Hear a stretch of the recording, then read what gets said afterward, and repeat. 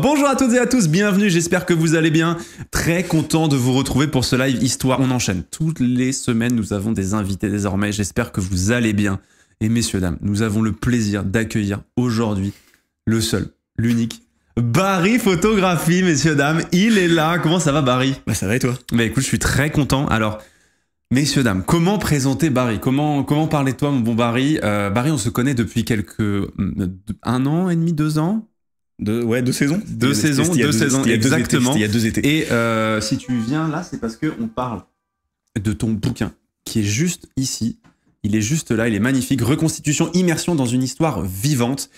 Puisque Barry, pour ceux qui ne te connaissent pas dans le chat, tu es photographe. Alors, c'est pas ton métier principal, mais en tout cas, tu es photographe en reconstitution historique. Pas mal de gens dans le monde de la reconstitution te connaissent très bien, parce que c'est toi qui es le seul à avoir un appareil en général en dehors de la période. Et donc l'idée de ce live, c'est que j'avais envie de parler de reconstitution avec toi. C'est un sujet qu'on aime beaucoup sur la chaîne. Et j'avais aussi envie de parler de ton bouquin, du travail que vous avez fait parce que t'es pas tout seul avec Martin Bostal. Absolument. Et donc vous êtes tous les deux à avoir sorti ce bouquin aux éditions Ouest France pour parler justement de reconstitution, parce que c'est souvent des discussions qu'on a sur la chaîne de par où commencer, les limites de la reconstitution aussi, en quoi c'est intéressant. Nous on a un format sur la chaîne YouTube qui est vraiment, on parle beaucoup, en tout cas on met beaucoup en avant la reconstitution, donc c'est pour ça que ça me fait très plaisir que tu sois avec nous ce soir pour en parler. Merci infiniment pour cette invitation, pour la présentation du livre. Et puis parler de reconstitution, globalement, moi je suis dans mon élément, donc ça devrait le faire. Ça devrait le faire. Ouais, ça devrait le faire. En vrai, il y a pas mal de choses évidemment. Bel Insta d'ailleurs. Évidemment, la modération, n'hésitez pas à mettre l'Insta de Barry, justement pour que vous puissiez aller voir son travail. De toute façon, on va avoir de jolies photos qui sont dans le bouquin. Un bouquin qui est absolument génial. En tout cas, bonjour tout le monde. J'espère que vous allez bien. Ceux qui arrivent en direct live, carrément. Exactement, c'est un direct live. Tout à fait. Bienvenue à ceux qui arrivent, évidemment. L'idée ce soir, c'est de parler de reconstitution. Vraiment, c'est une discussion à la cool avec Barry. On se connaît assez bien. Et peut-être ça vous a donné envie. Je sais pas, si vous êtes dit peut-être un jour, moi aussi, j'ai envie de faire un week-end en immersion sur telle ou telle période. Et pourquoi pas. L'idée, c'est que on en parle là.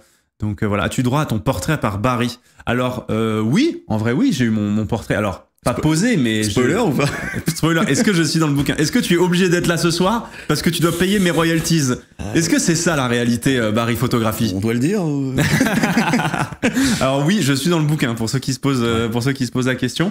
Peut-être dans l'extrait des photos que tu as envoyées, peut-être qu'on verra une des photos dans lesquelles je suis. Toutes les photos du livre sont dans les photos que je t'ai envoyées. Donc il y a forcément ta photo dans les photos. Donc il y a forcément la photo dans les photos. Donc on va pouvoir y revenir. Le crossover que j'attends depuis beaucoup trop longtemps. Je suis hyper heureuse. Ah mais trop bien, ça fait trop plaisir. Ça fait super plaisir. Alors du coup, Barry, pour que tu te présentes, j'aimerais que tu te présentes aussi par tes mots. Du coup, ce bouquin, tu l'as fait parce que tu es photographe de reconstitution. Ouais. C'est-à-dire, qu'est-ce que tu fais, comment tu le fais en reconstitution, justement? Alors moi, il faut savoir aussi un truc, c'est que je suis reconstituteur avant tout. C'est ça. Et ouais, ça fait 15 ans que j'en fais, sur la période médiévale.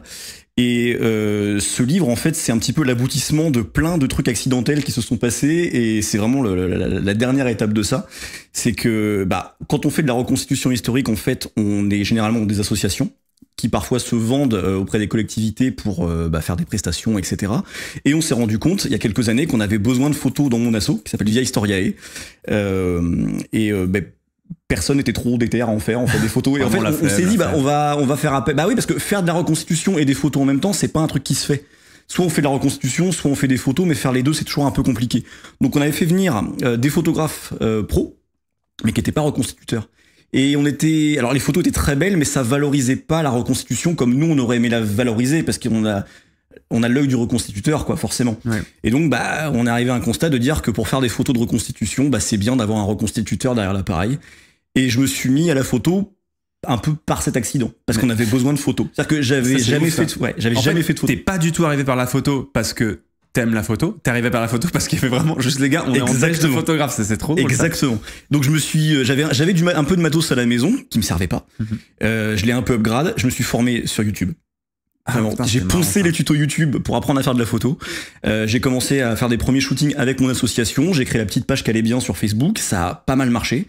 Les copains m'ont demandé de faire la même chose pour leur asso. C'est parti comme ça. Et il y a eu le Covid où il y a eu une grosse pause dans la reconstitution. Et j'ai eu le temps un petit peu de réfléchir au truc et je me dis mais ça vaudrait pas le coup parce que je prends pas mal de plaisir en fait à parce que redécouvrir la reconstitution d'une autre façon vue de l'extérieur. Parce que quand on fait depuis 15 ans, on a un peu l'impression de tout connaître quoi. Et je me suis dit ce serait très cool de pouvoir shooter d'autres périodes que je connais pas du tout dans le même format.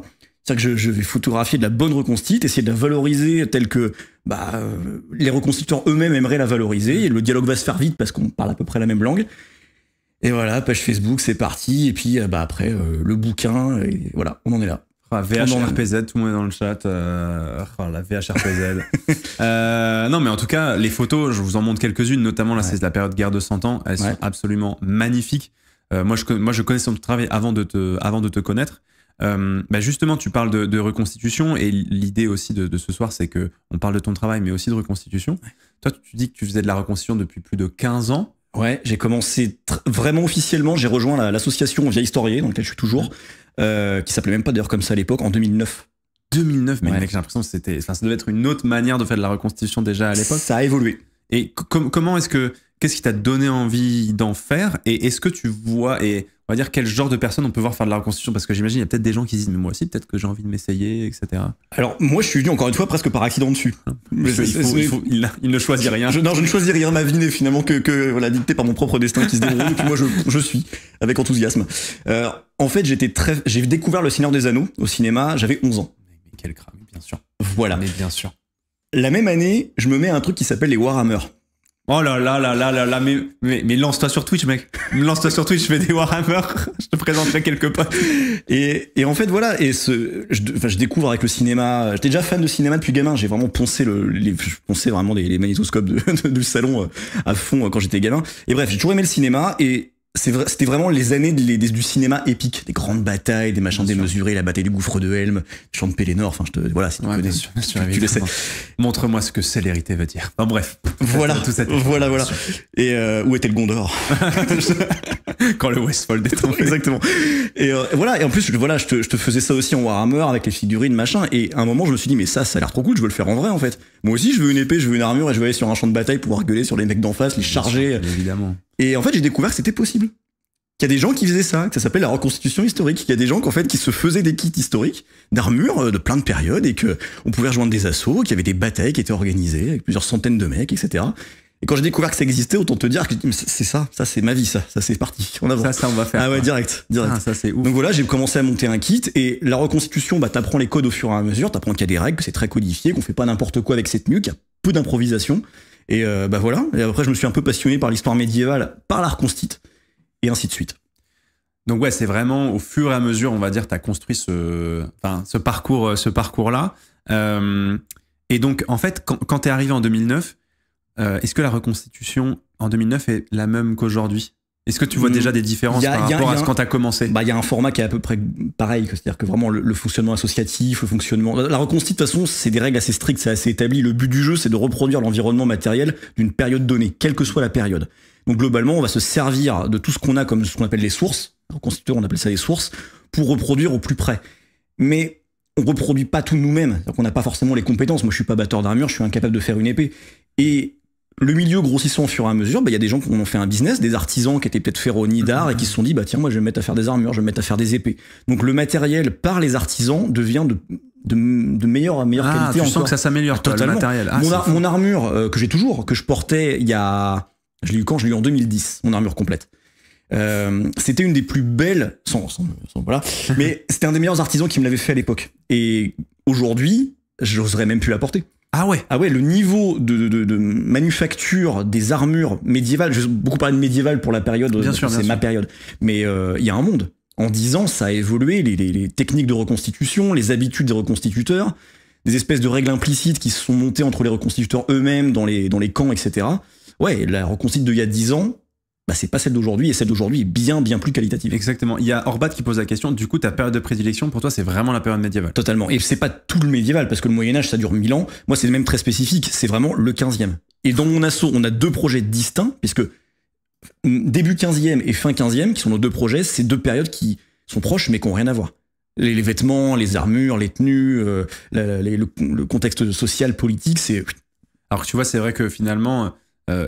enfin, comment dire, et du coup, finalement, c'est vrai que les gens ont plein de préjugés sur le Moyen-Âge, un truc qui bouge finalement pas beaucoup. Ah ouais, si. Alors qu'en vrai, comme tu le dis, quoi, justement, chaque période, à quelques années près, finalement, tu peux avoir des grosses modifications qui arrivent. Donc, c'est pour le reconstituteur, j'imagine, il y a un truc très excitant d'être un peu le plus accurate selon les. Et d'ailleurs, comment est-ce que le reconstituteur travaille sa tenue en termes de sources? Sur quoi tu te reposes pour tu vois, la période contemporaine? J'imagine que tu as des vidéos, des photos. Comment tu fais pour le médiéval? Tout ce qui existe. Alors, c'est pareil, ça a aussi évolué la reconstitution parce qu'on a beaucoup plus accès aux sources que dans le passé. Moi, j'ai commencé la reconstitution, les réseaux sociaux n'existaient pas et on était sur des forums. Et globalement, on avait les sources parce que des gars avaient acheté des bouquins d'historiens ou des bouquins d'archéos, faisaient des scans, les publiaient sur les forums. Donc, on va chercher des sources partout où on le peut. Mais maintenant qu'on a les réseaux sociaux, les Facebook, etc., où il y a des grands groupes qui partagent les sources, on a les mêmes principes, c'est qu'on va essayer d'aller chercher un maximum de sources archéologiques partout où on le peut. Les musées, les bouquins, les publications scientifiques, des extraits de manuscrits, des traductions, et c'est un gros jeu de Lego. On assemble les sources pour essayer de se créer une tenue, quoi. Est-ce que tu as une tenue de est-ce que tu as des photos de ton assaut dans la partie Moyen-Âge que tu as pris ici? Ouais, il y en a sur les deux périodes. Tu peux. C'est quoi? C'est 100 ans de guerre, tu en auras. Ok, 100 ans, comme ça que les gens puissent peut-être voir. Ouais, alors il y a une photo. C'est Tifauge. Tu peux les mettre en miniature pour qu'on puisse peut-être les voir. Ouais, je vais les regarder juste comme ça. Nickel. Descends un peu. On est en train de faire notre tambouille pour que vous puissiez voir un peu. Hôtel d'Orléans, en bas à gauche, en bas. Ici. Ouais. Ça c'est mon assaut. Ça c'est ton assaut. Ça c'est mon assaut et ça c'est le projet fin 14. Je vous montre. Voilà. Wow, stylé. Donc ça c'est le projet fin 14. Fin 14 début 15 et ça c'est même très spécifique. C'est en fait le projet de l'hôtel d'Orléans. Donc hôtel de la maison des ducs d'Orléans et donc le bonhomme qui est en vert au milieu est un duc d'Orléans. Et celle qu'on vient de voir. Oh là là, ce portrait, il est incroyable. La lumière, la tenue, le blanc qui reflète. Cette photo-là, elle est Et ça, c'est Laetitia. Elle est chez nous et elle représente Christine de Pisan. Christine de Pisan, qui est une écrivaine de l'époque. Ah ouais. Et en fait, si tu reviens sur la photo d'avant, en fait, il se passe un truc, c'est qu'elle donne un manuscrit au duc d'Orléans. Et cette scène a eu lieu. Ouais. C'est l'épître d'Othéa, en fait, elle a fait un manuscrit, elle l'a écrit et elle l'offre au duc d'Orléans. Il y a une enluminure qui présente cette scène et nous on la reproduit. Ah, c'est marrant ça. Voilà. Du coup. Ah ouais, donc c'est vraiment l'accès aux sources aussi qui a fait évoluer votre. J'imagine, vous êtes amélioré évidemment, fait évoluer votre rapport à votre propre équipement et au matériel, quoi. Ouais, cette quête inatteignable de la perfection, on reconstitue, c'est pas possible, mais on essaie toujours d'aller vers le plus précis, le plus détaillé, aller vraiment le pinailler les plus petits détails que personne ne voit, mais nous on sait.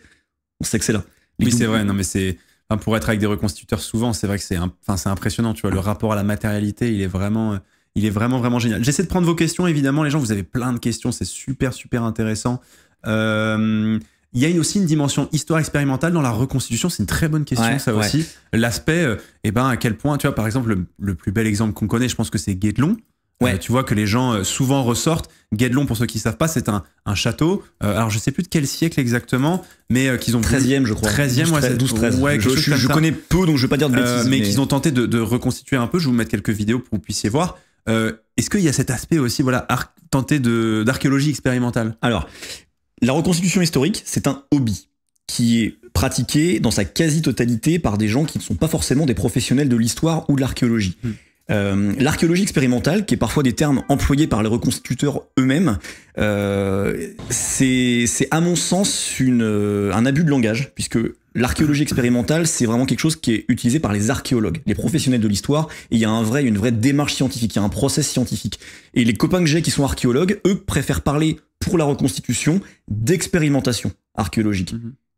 On joue avec les mots, entre archéologie expérimentale, expérimentation archéologique, mais c'est pas tout à fait la même chose. En fait, on fait de l'expérience sensorielle de l'histoire. On ne va pas avoir un process scientifique pour mieux forcément comprendre, faire des conclusions, etc. On va avoir des conclusions qui sont sensorielles, personnelles. Oui, parce qu'en fait, c'est vrai que dans l'archéologie, c'est une science. Ouais. Donc, du coup, ce qui fait qu'on se base sur un procédé quand même scientifique qui est très cadré et méthodologique. Alors que c'est vrai que finalement, là, on expérimente et puis chacun, au fur et à mesure de ses expériences, va peut-être sentir les choses très personnellement. Et en fait, ce qui est personnel n'est pas une vérité générale. Voilà. Et parfois, c'est vrai. C'est-à-dire qu'on va se rendre compte, en portant une armure complète, on va se rendre compte que on peut bouger dans une armure, que si on tombe, on peut se relever. Mais c'est pas pour autant que, pour moi, c'est ce que je dis souvent, comme si j'étais le grand Manitou de l'archéologie, de la reconstitution. Moi qui en fais depuis moins longtemps que toi, depuis bien moins longtemps que toi, ce que je trouve intéressant à la reconstitution, c'est que c'est une autre manière d'apprendre et que notre cerveau assimile du coup à un autre endroit. Tu sais, parce que des fois, t'as l'impression de vouloir apprendre tellement de choses en histoire que t'oublies, etc.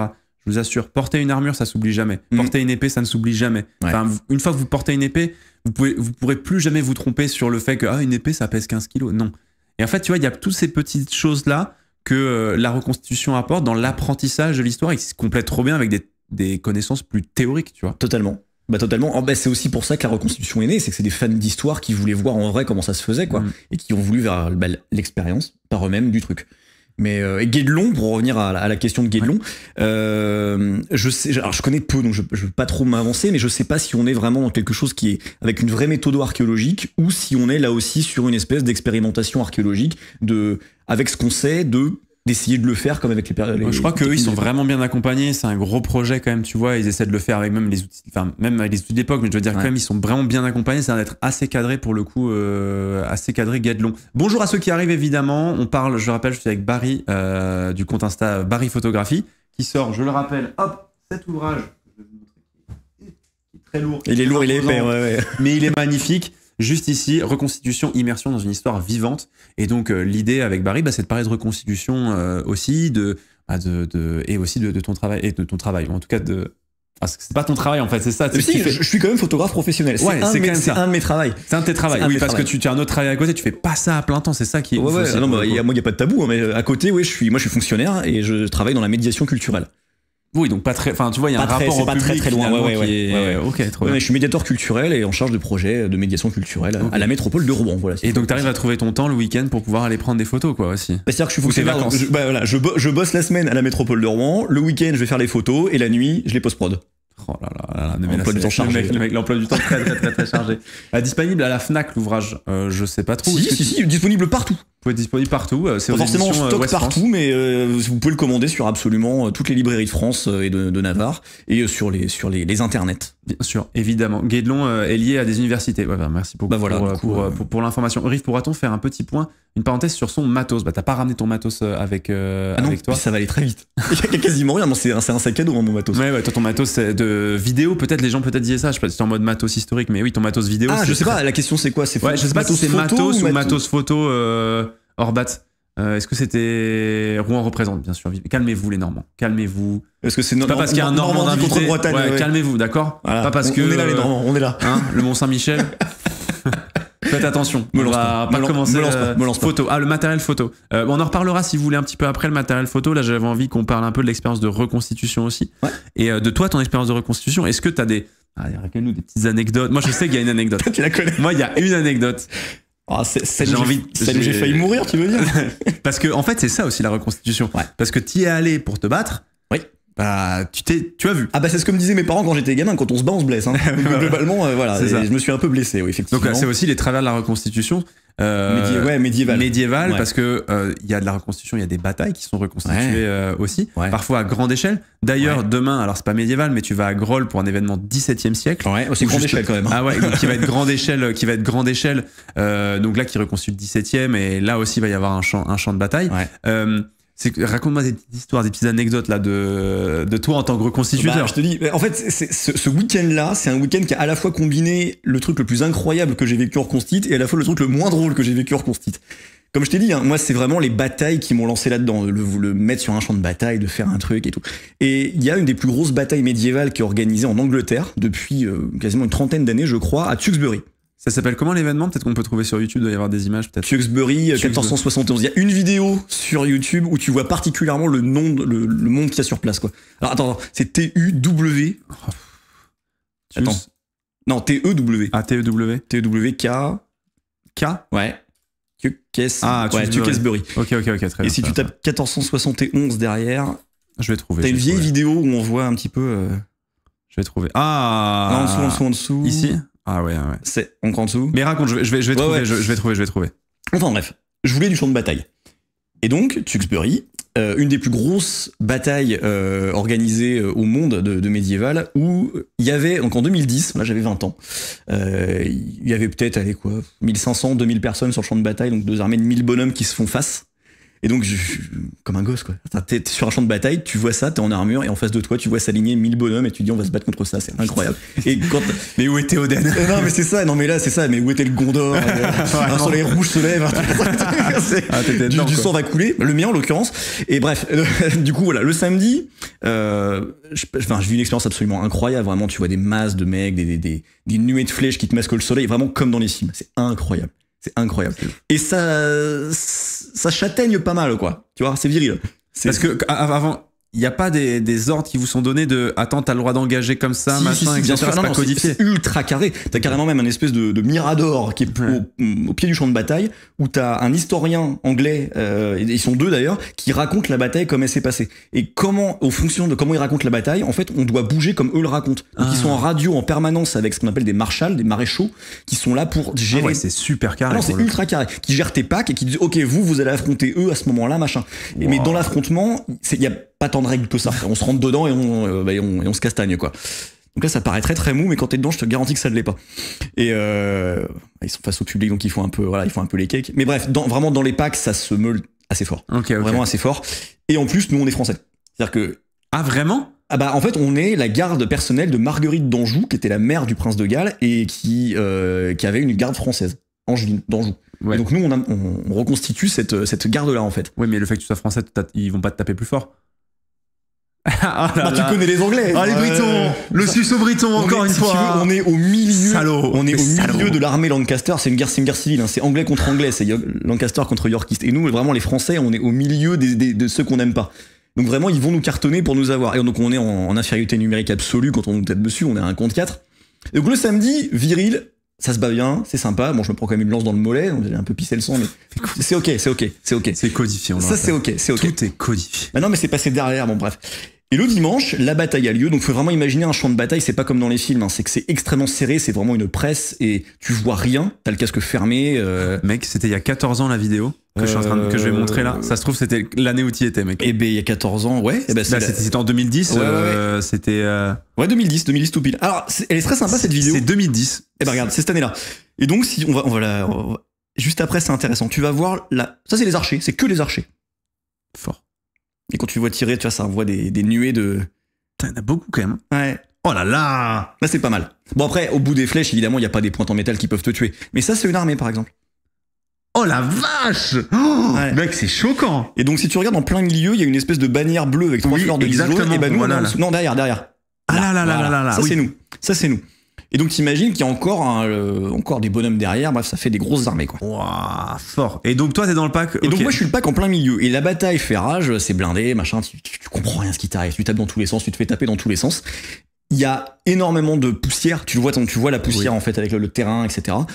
Il fait extrêmement chaud dans l'armure. Et m'est arrivé une idée super, je me dis tiens j'ai chaud, je vois plus rien, je vais retirer ce qu'on appelle le mésail, la partie, la visière du casque, pour mieux y voir, quoi.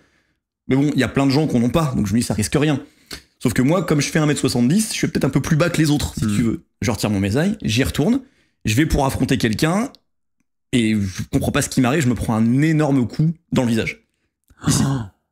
Oh là là. Comme un peu KO, je me tombe en arrière, je me relève, j'ouvre les yeux, et je vois que j'ai plus d'image dans l'œil gauche. Oh, plus d'image du tout. Et je sens que ça me coule sur le visage. Voilà. Donc c'est un peu la panique, mais autour de toi, faut imaginer que ça continue à se battre. Il y a un bruit, il y a une fureur, c'est fou. je prends le premier pote que je connais qui est à côté de moi, je fais est-ce qu'ils m'ont crevé l'œil, est-ce qu'ils m'ont crevé l'œil. Non, par contre, tu pisses le sang par tous les orifices du crâne. À mon avis, t'as pris un coup. Je sais, merci, sans déconner. Merci, je l'ai senti là. Et donc, là, ils amènent une espèce de croix rouge anglaise qui te sort de là, donc on te traîne au sol avec l'armure sur le dos. Hein. C'est. Oh là. Et t'arrives aux urgences après. Black Hawk Down. Ah ouais. Et donc. T'es en armure complète. Ils vont pas te mettre dans une ambulance en armure complète, faut te dessaper. Oh, mais sauf que comment tu dessapes un mec en fait en armure complète quand il est allongé au sol, tu peux pas. Donc ils sont arrivés avec une tenaille, puis ils m'ont découpé mon armure. J'étais un peu triste. Tu te doutes bien. Je me mets dans l'ambulance, blackout, je tombe dans les pommes. Je me réveille 3 jours plus tard dans un hôpital militaire à Bristol. Je vois un peu de lumière au niveau de mon œil, tu vois, donc une espèce d'espoir qui naît. Et en fait, je me retrouve avec la tête vraiment d'Elephant Man, quoi. Tu m'effiais de là à là. En fait, j'ai pris un coup ici. C'est pas mon œil qui a pris le coup, c'est vraiment l'arcade. Et alors, le miracle là-dedans, c'est que ça n'a pas ouvert le crâne. J'ai pris le coup Et en fait, c'est la violence du choc qui a cassé un os qui s'appelle l'ethmoïde, qui est à l'intérieur du crâne, qui s'est fondu en deux. Il y a un morceau qui allait se mettre dans ma boîte crânienne. Donc j'ai eu en fait une fracture de l'ethmoïde, double fracture du crâne, hémorragie interne. Et l'œil, t'as 6 muscles autour. Et t'en as un qui a été sectionné à cause de l'hémorragie. Donc je me retrouvais avec mon œil gauche paralysé à vie. J'ai été réopéré depuis. Ah ouais. Ouais. Et donc là, t'as ton œil. Ah ouais, putain, ça se voit pas du tout. Non, en fait, il peut bouger de côté, mais il peut plus monter et descendre. En fait, quand je dois regarder en bas, je baisse la tête. Quand je. Voilà. Ah punaise, ok. Une belle blessure. Mais ouais, punaise. Et du coup, est-ce que tu sais qui est le gars qui t'a fait ça? Absolument. Ouais. On connaît son association, parce que d'ailleurs, il y a tout un délire très moderne et pour beaucoup moins fun d'assurance et compagnie, évidemment. Et ouais, on avait le gars et tout, et puis bah, on s'est excusé, et puis bah, c'est le jeu en fait. Quoi. Ouais, c'est des choses qui arrivent. Ça arrive. C'est un accident bête. Hein. Ouais. C'est un accident. Il y a des règles normalement. Normalement, on n'a pas le droit trop de taper à la tête, et pas le droit de taper en estoc. On ne plante pas. Lui, il m'a planté dans la tête. Bon, du coup, pas ouf. Il était très grand. Donc moi, comme j'étais très petit, bah, il devait pas être très haut. Il a pris plein de gueule. T'en as mis plein. T'en as mis plein à la tronche. Mais c'est une des plus grosses blessures qu'ils aient eues de l'histoire du festival. Ah ouais. Ouais. Finesse. Ouais, c'est tombé sur moi. On était 2000 sur le champ de bataille, une chance sur 2000, c'est tombé sur moi. C'est un champion, quoi. Finesse. Mais bon, voilà, je me suis remis et puis je suis retourné, quoi. Et puis t'es retourné. Et t'as refait l'événement ou pas? Bien sûr. Ah mais bien sûr. C'est vraiment. Et le dernier, c'est bien la reconstitution, mais les gens qui la pratiquent des fois, et vous le voyez ce soir, sont un petit peu spéciaux. Pas du tout. On est des gens normaux, vous en faites pas. Et non, je l'ai fait. Bah ouais, mais je peux pas le raconter parce que ça on va vraiment croire que. La dernière bataille que j'ai faite, parce qu'avec la photo, j'ai plus trop le temps d'en faire de la reconstitution. Ouais. Dernière bataille que j'ai faite, c'était Tewkesbury. Fini avec une côte cassée. Ah bah tu vois, mais comme quoi. Oui, mais voilà, ça arrive. Non mais du coup, comme quoi il peut se passer des choses, choses, tu vois, assez dingues. Ouais. C'est des accidents. Oui, ce n'est pas la règle. Ce n'est pas la règle. Le but du jeu, c'est pas de ressortir. Je commence à connaître pas mal de gens qui ont fait de la reconstite. Ouais. J'ai rarement entendu une histoire comme la tienne quand même. Ouais, mais ça m'a valu un super surnom, c'est qu'on m'a appelé le rouge-borgne. Parce que mon armure, j'ai un plastron recouvert de cuir rouge. Là, avec l'œil, c'était le rouge-borgne. Mais messieurs, dames, et le rouge-borgne, s'il vous plaît, qu'on applaudisse le rouge-borgne dans le chat. Ça fait longtemps qu'on m'a pas appelé comme ça. J'avoue que le nom est stylé. Hein. J'avoue que le nom est vraiment stylé. Ouais. Non, mais mais vraiment, c'est le boss, quoi. Bonjour à ceux qui sont là, mais vous êtes là, nombreux ce soir. Ça parle de reconstitution, ça vous plaît. Je suis ravi. Pilote. Et oui, c'est un pilote, comme on l'appelle. Les pilotes, c'est les gens qui sont stylés. Ah, c'est gentil. Quand t'es pilote, c'est. Ah ouais? Je pilote mon armure, c'est gentil. Mais du coup, comme tu disais, donc toi, plutôt branché histoire médiévale. Ouais. Et ensuite, t'as commencé à aller dans d'autres. Shooter dans d'autres assauts, d'autres périodes. Est-ce qu'il y a d'autres périodes où tu t'es dit, punaise, celles-là, elles me font vraiment kiffer, et d'autres, justement, que tu kiffes un petit peu moins? Bah, il y en a, ouais. Bah, genre Groll. Si j'y retourne, c'est parce que vraiment, moi, Groll. Je vais vous montrer des images aussi. On n'est pas très loin du Moyen-Âge, donc forcément. Ah, mais il y a des images de Groll, attention, hein, parce que j'en ai dans le bouquin, il y en a, elles sont incroyables. T'es pas sur la bonne période, faut revenir en arrière. Ouais, je vais trouver, t'inquiète. Mais Groll, du coup, déjà, c'est un truc qui te botte. Bah ouais. Bah, les tertios espagnols, c'est quand même extrêmement stylé. Hein. Les packs ultra serrés, un peu de. Bah, ça, c'est les phalanges macédoniennes. Hein. Mais version moderne, c'est très cool. Oh, ouais, et il y a de l'artillerie dans tous les sens. Et moi, j'aime bien les canons. J'aime bien quand ça fait. L'odeur de la poudre au petit matin, on aime bien. Je comprends. Non, mais les photos, du coup, c'est Groll, donc c'est un événement que toi tu vas faire là ce week-end. C'est aux Pays-Bas. On en avait un petit peu parlé en live pour ceux qui étaient là. C'est un événement. Non, mais cette photo, mais celle-là, je pense c'est une de mes préférées du bouquin, je pense. Ouais. Elle est mes zinzin. Que j'ai faite 1 seconde et demie après d'avoir failli me faire piétiner par le mec de devant. Ouais. Parce que eux, ils foncent, hein. Ils voient une ligne, Mais t'imagines le niveau d'être cavalier pour réussir à emmener son cheval. C'est incroyable. C'est incroyable. C'est incroyable. C'est ouf. C'est vraiment dingue. Pas farouche. Et du coup, est-ce qu'il y a des périodes que toi tu kiffes particulièrement? Oui, alors cette période-là, je l'ai découverte avec Groll et en vrai, énorme coup de cœur. L'Antiquité romaine, j'aime beaucoup. Je vais vexer les Celtes. Je suis désolé, je vous aime aussi beaucoup, hein, les Celtes. Mais j'avoue que l'armée romaine, je trouve ça quand même assez cool. Le matos, j'aime beaucoup les gros boucliers, machin. Après, il n'y a pas des périodes que j'aime pas. Il y en a que j'aime moins, mais parce que j'ai moins d'attrait avec la période, des recherches sur la période. Mais en photo, tout est intéressant.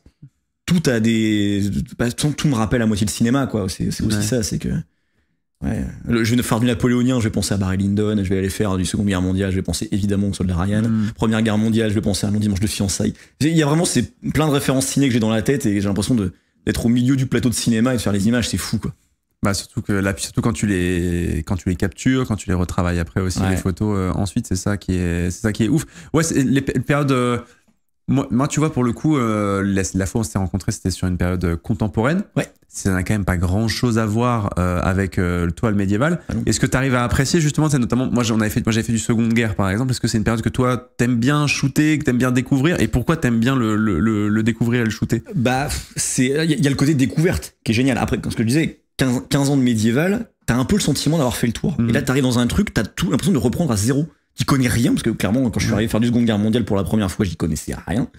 Et tu découvres tout. Et les reconstituteurs ont ce côté partage permanent. Ils veulent te faire découvrir, ils veulent te montrer, etc. Et en fait, c'est pendant un week-end, t'es à l'école, mais la bonne école, tu vois. Ouais. Et tu vois des trucs de fou. Enfin, je veux dire, la première fois que j'ai fait reconstituer de Seconde Guerre mondiale, j'ai fait du char. Là, j'ai fait du Sherman. Qui peut se dire, t'as fait quoi ce week-end? Bon, du Sherman. T'as vraiment eu de la chance, parce que pour le coup. Ouais.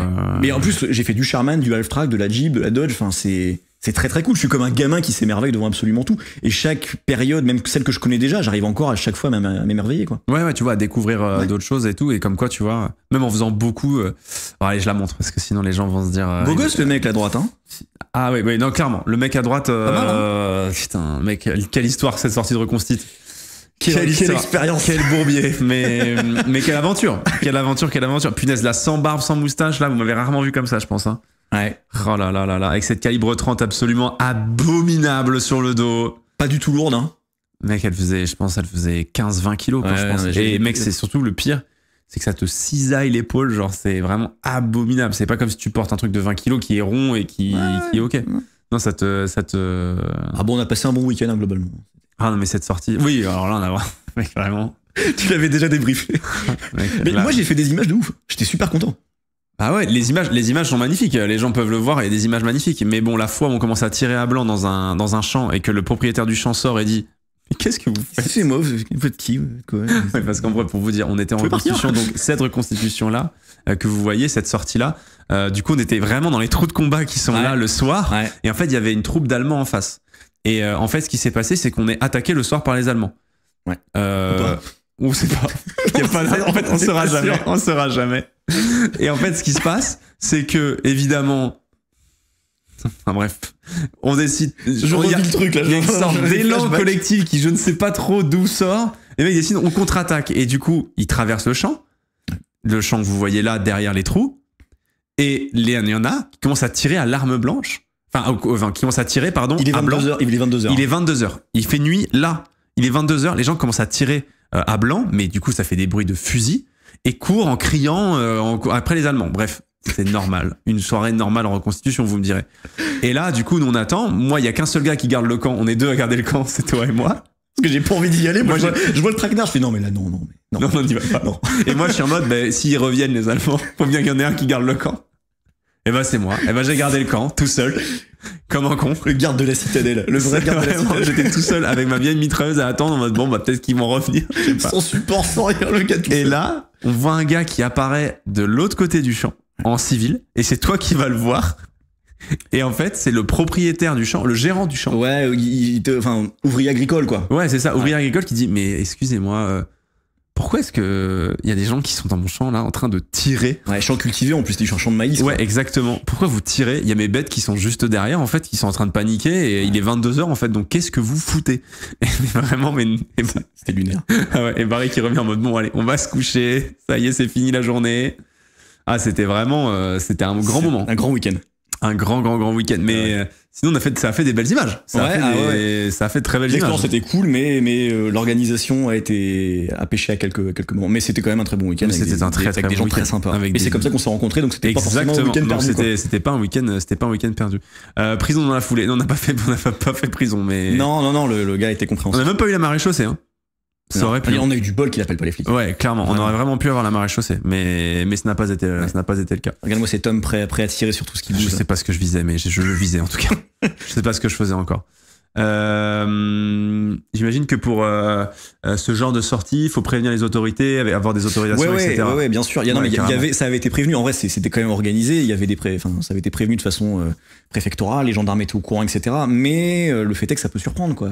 Tu vois des bonhommes qui traversent ton champ cultivé à 22h, qu'affolent tes bêtes et compagnie. T'es pas serein, quoi. Il y a eu une discussion. Le gars était même pas énervé. Il comprenait juste pas ce qui se passait, quoi. Ouais. J'avais un peu mal pour lui. Je me dis voilà, on est en train de lui coucher ses tiges de maïs dans le champ. Ouais, c'est un peu chiant. Ouais, et puis surtout que c'est son gagne-pain. Donc totalement. Non, mais voilà, il y a des mecs vraiment avec l'adrénaline qui ont un peu foncé, sans trop réfléchir à ce qu'ils faisaient. Et il y a eu le débrief le lendemain, ça s'est apaisé. Ouais, ça s'est apaisé et tout. Il y a eu des moments un peu lunaires.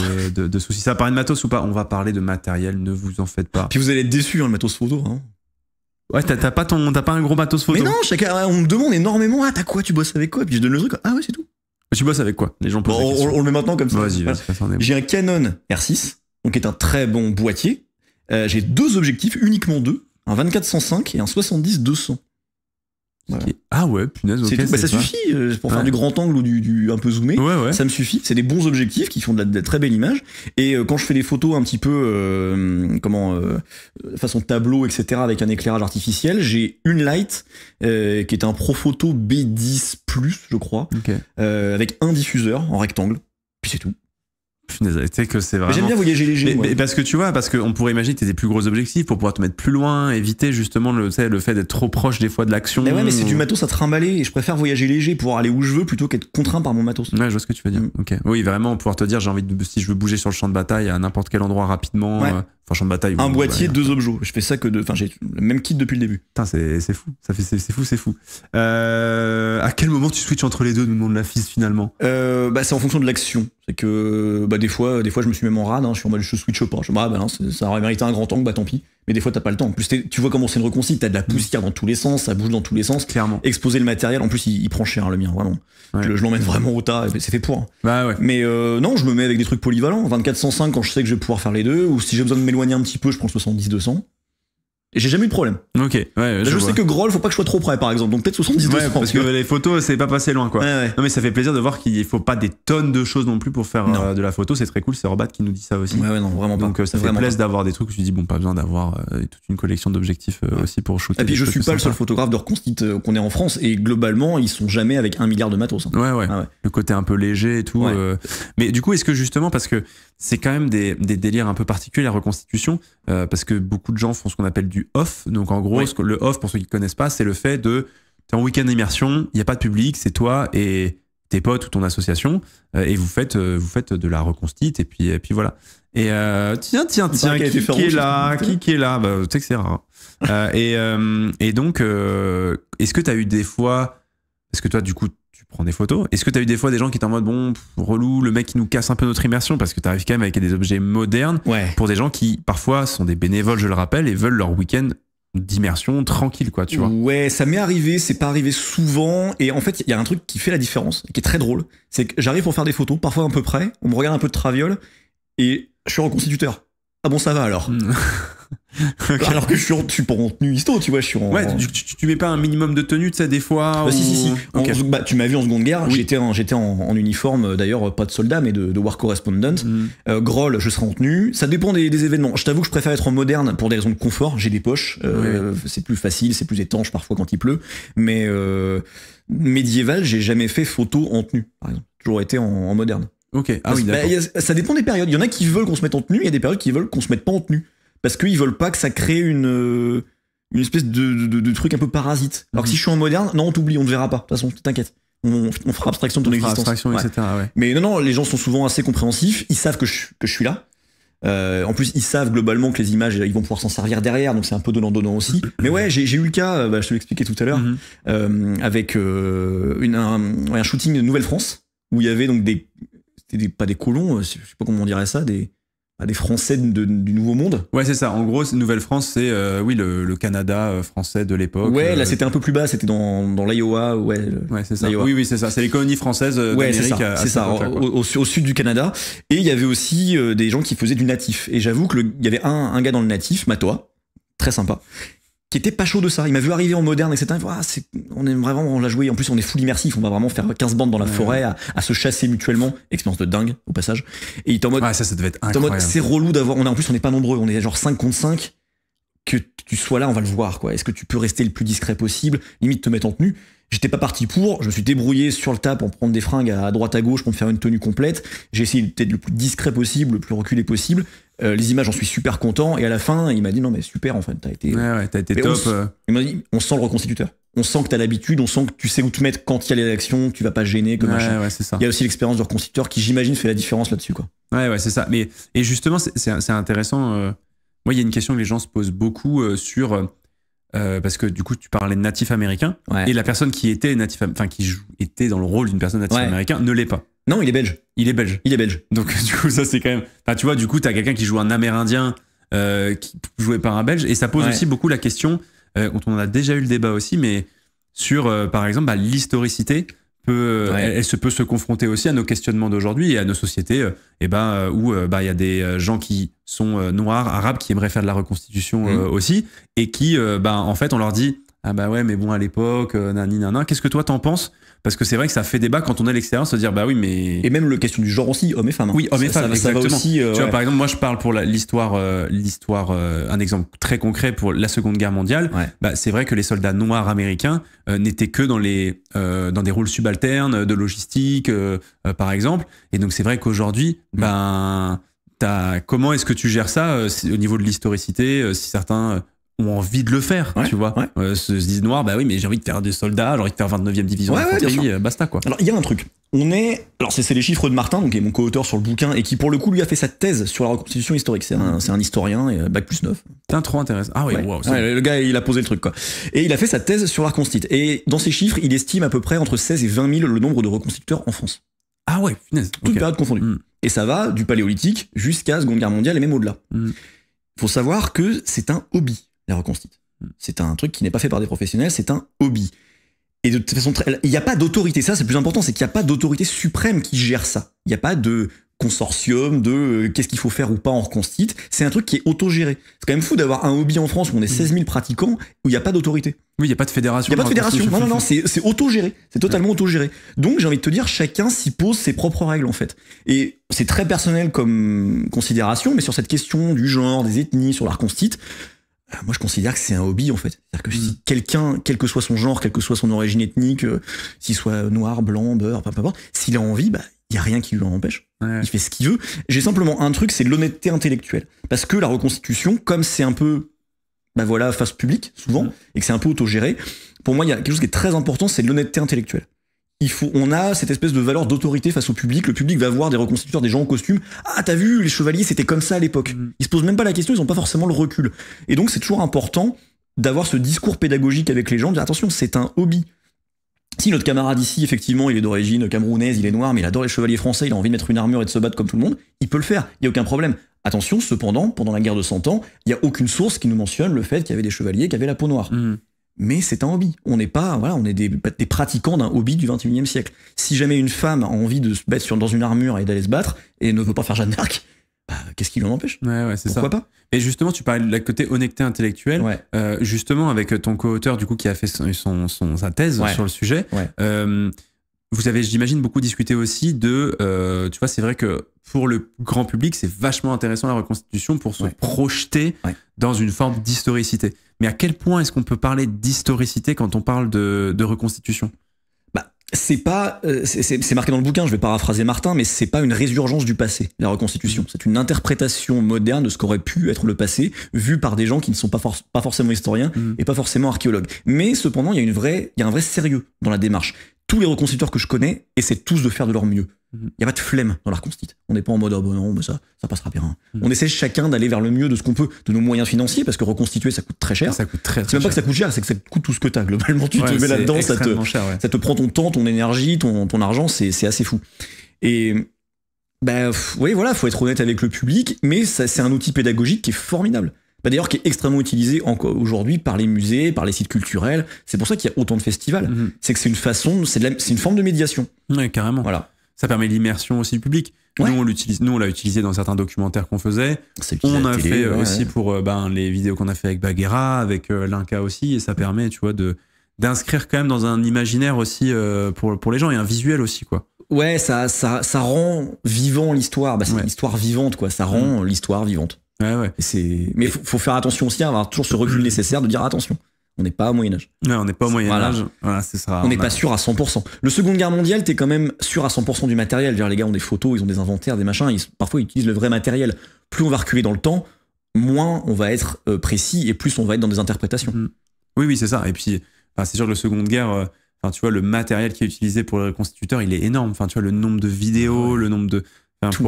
J'ai lu Thomas Bisounours, qui est co-auteur sur les docus, quand on regarde des archives ensemble pour faire les docus, lui qui est plutôt spécialiste Seconde Guerre, tu vois, il peut te dire, waouh, ok, ce soldat-là, il vient de tel régiment, il a débarqué tel jour à peu près à Homa, etc.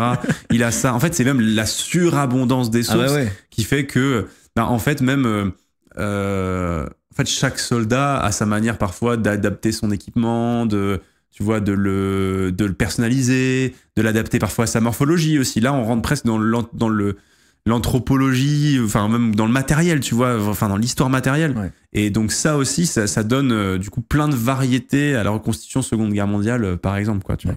Moi, je considère que c'est trop facile. Mais... regarde le Haineux. Non, c'est une autre démarche. C'est une autre démarche. Non, la démarche est commune, mais c'est effectivement, on va rentrer dans un niveau de détail qui est tellement la perfection, qu'au bouton, à la couture près, quoi, qu'on n'a pas dans le médiéval. Le médiéval, il y a une interprétation qui est énorme. Ah ouais.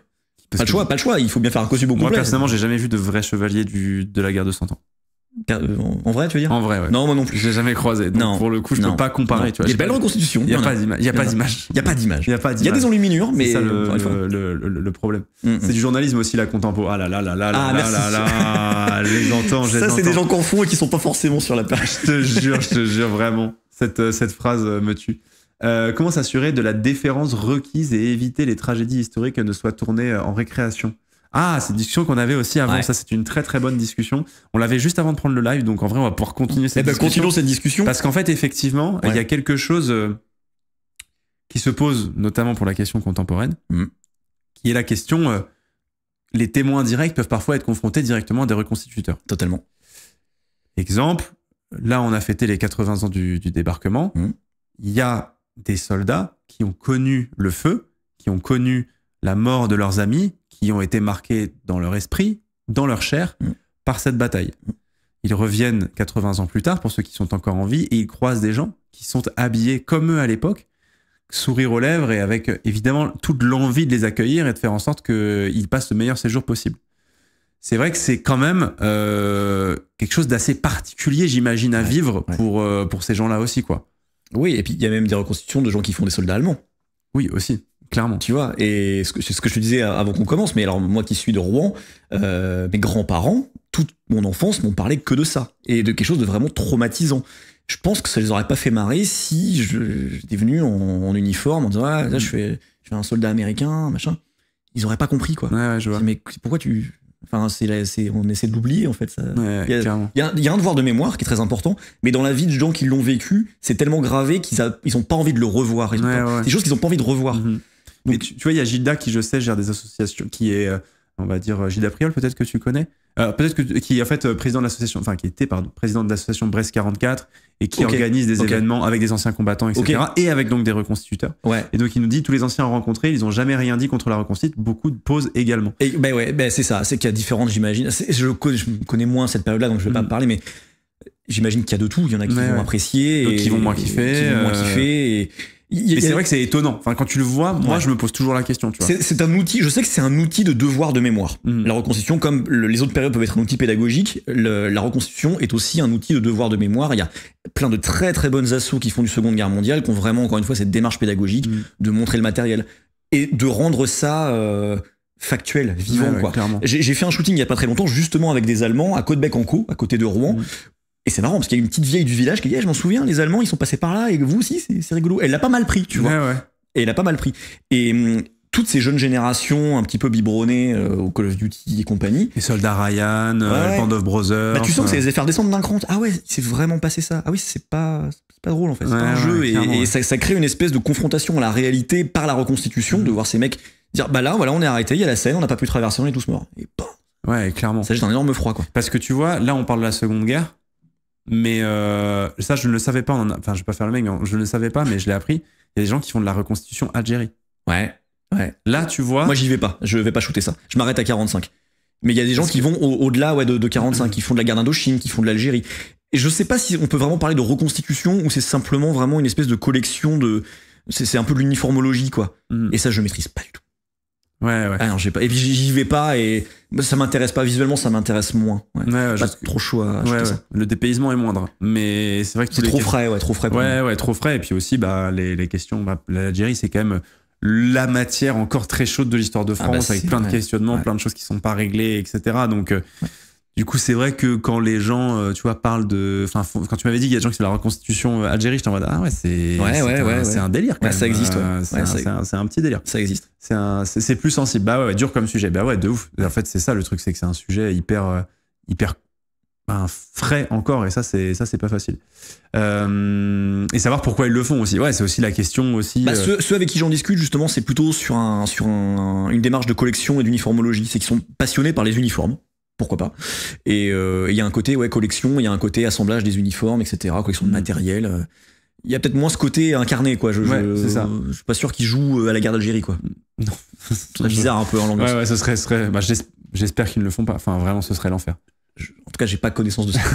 Ils font ce qu'ils veulent, mais moi, ce serait vraiment l'enfer. J'irai pas photographier ça, en tout cas. Bonjour tout le monde, bonjour à ceux qui arrivent de chez Pompon. Bienvenue, évidemment, c'est notre grand live histoire de la semaine. J'espère que vous allez bien.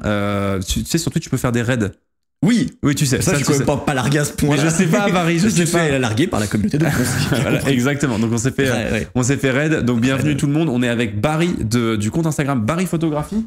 Et Barry sort, du coup, son bouquin avec son co-auteur Martin Bostal, où ils ont justement travaillé sur la reconstitution. Et il y a, comme Barry est photographe en reconstitution, et bien justement, entre l'analyse de Martin qui a étudié le fait de la reconstitution dans sa thèse et les photos de Barry, et ben, on discute justement de reconstitution, comment certains, par hobby, on le disait, ont envie de reconstituer toutes les périodes de l'histoire. Et justement de faire un travail de médiation auprès du public, de kiff aussi, de essayer de se remettre dans des habits d'époque, etc. Donc on a toute une discussion ce soir autour de la reconstitution et de ce que fait Barry et de cet ouvrage. Donc bonjour tout le monde, bienvenue à ceux qui arrivent. Et là on parlait justement un peu des moments un peu plus touchy peut-être de la reconstitution sur certaines périodes, et aussi. Il y avait Gilda qui parlait dans le chat notamment du côté reconstituer de l'allemand, c'est un petit peu particulier aussi, ça pose toujours quelques questions. Moi je sais par exemple je ne ferai jamais d'allemand Seconde Guerre mondiale, quoi, tu vois. Ouais, non, moi non plus. Parce que tu vois, c'est un truc qui d'une m'attire pas trop. En plus de ça, personnalité publique, donc va expliquer après aux gens parce qu'ils t'ont retrouvé une photo de toi en allemand, t'en mode fatigant, tu vois. Ouais. Mais je comprends que certains soient attirés, se questionnent, et pour le coup, certains diraient oui, ceux qui font de l'allemand, du coup, c'est tous des fachos. Et en vrai, pour le coup, pas du tout. Et carrément pas. Parce que pour le coup, avoir discuté avec certains, il y a un vrai truc de recherche et tout qui est vraiment intéressant. Il y a un truc qui est assez fou, qui est une discussion que j'ai eue.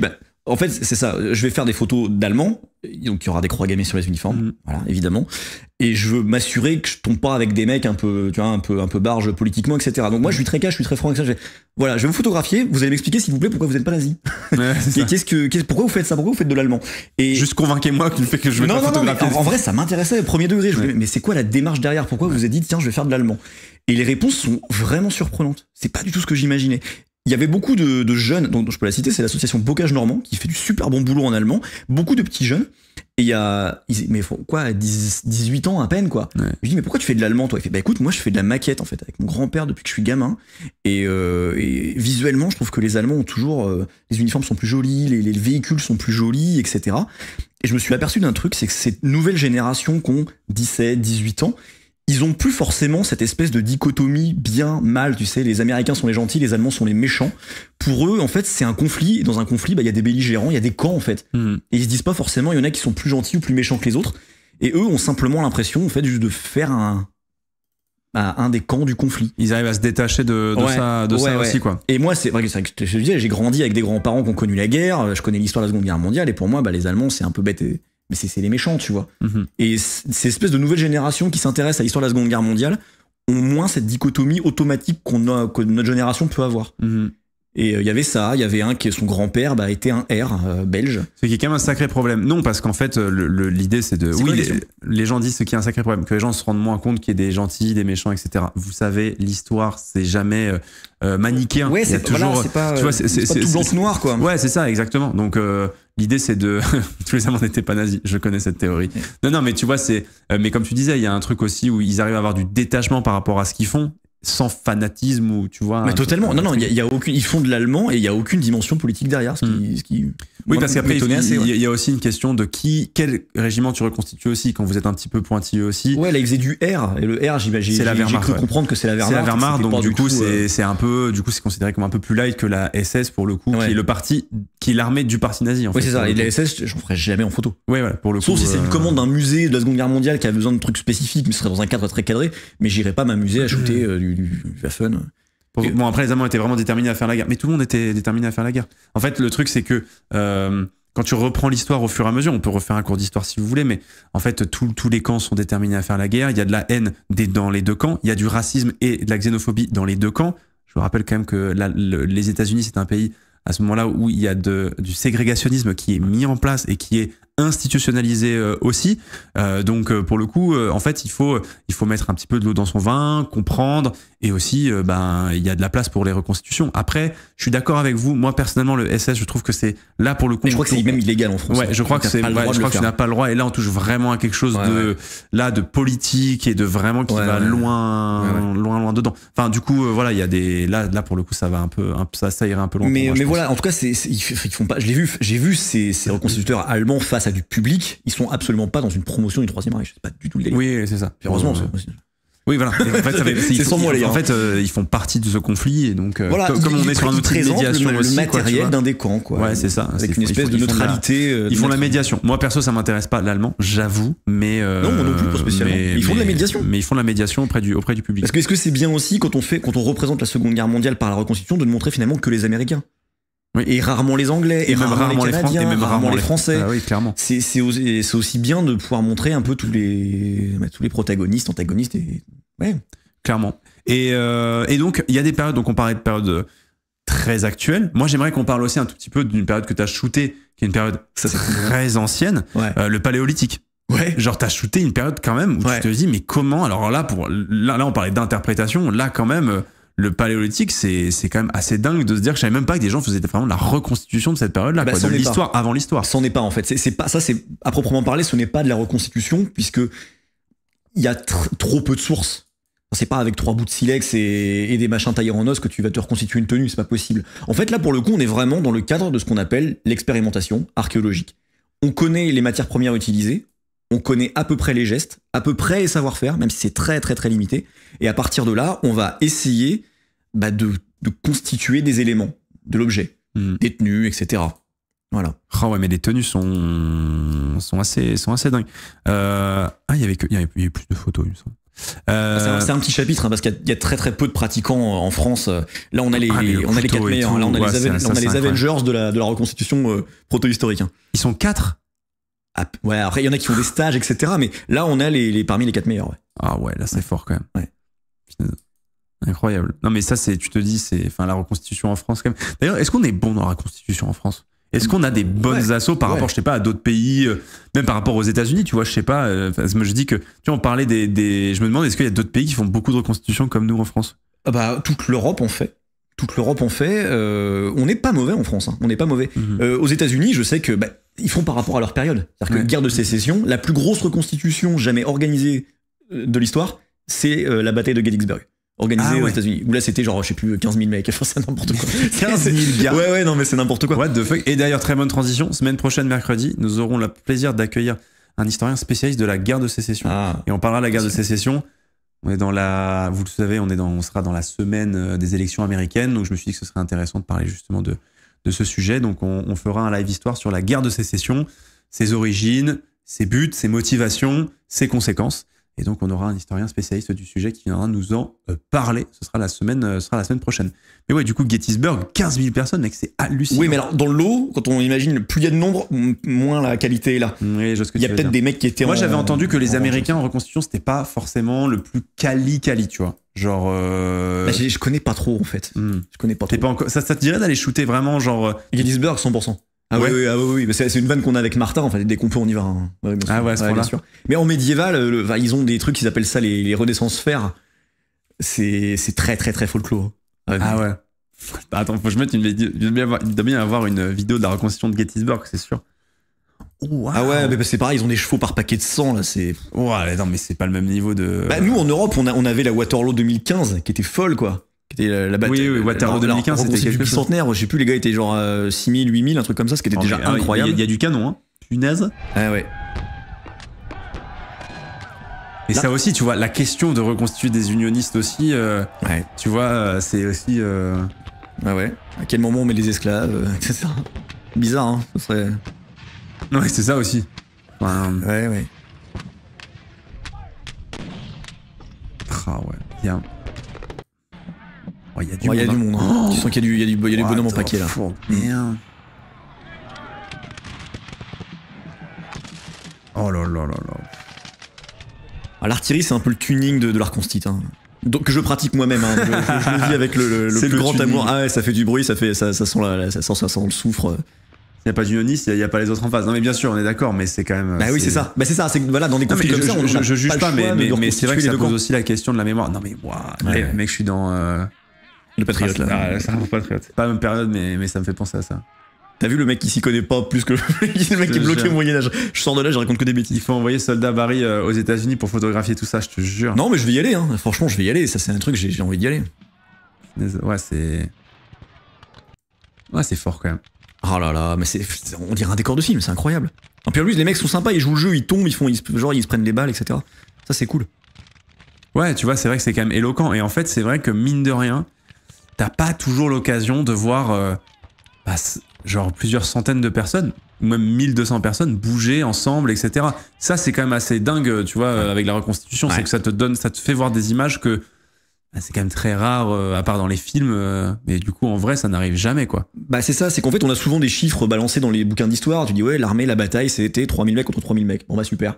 Quand tu vois de tes yeux ce que ça fait 3000 mecs contre 3000 mecs, tu dis, ah, c'est ça, ah ouais. Ouais, c'est clair. Ouais, un peu la folie quand même. Hein. Ouais, c'est toujours assez impressionnant. 15 000 bonhommes, j'imagine un peu, quoi. Ouais, non, mais c'est ouais, donc, du coup, ça, c'est un événement que. Ouais, est-ce qu'il y a des événements que t'as pas encore fait, que t'aimerais vraiment faire? Genre où tu te dis, punaise, ça, ce serait vraiment cool à aller shooter. Waterloo. T'as jamais fait Waterloo? Mais non, j'ai jamais fait Waterloo. J'ai jamais eu l'occasion de le faire. En 2015, Waterloo, c'était solide, hein, punaise. Le gros, c'est la plus grosse qui s'est jamais fait, je crois. C'était pour le bicentenaire. Ouais, exactement. Ah ouais, Waterloo, toi, ça te. Oh là là, j'imagine, quoi. Ouais, Waterloo, c'était quelque chose aussi. Ouais. Mais voilà, de le voir en vrai, hors du cinéma, c'est quand même, tu l'as sous les yeux, ce truc-là. Il y a des trucs qui partent, tu sais pas même pas ce que c'est. C'est quand même fou, quoi.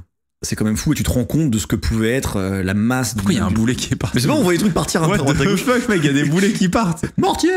Mec, c'est chaud. Regarde ça, qu'est-ce que c'est que ce truc? C'est improbable. C'est ça. Oh là, non, c'est fou. Mais donc, oui, faire un Waterloo, et même des périodes que j'ai pas encore fait. J'ai jamais fait de révolutionnaire, j'ai jamais fait de. Il y a du révolutionnaire? Ouais. Ah ouais, putain, mais je dis ça alors que j'imagine que oui, mais. Il y a quasiment toutes les périodes. Ouais.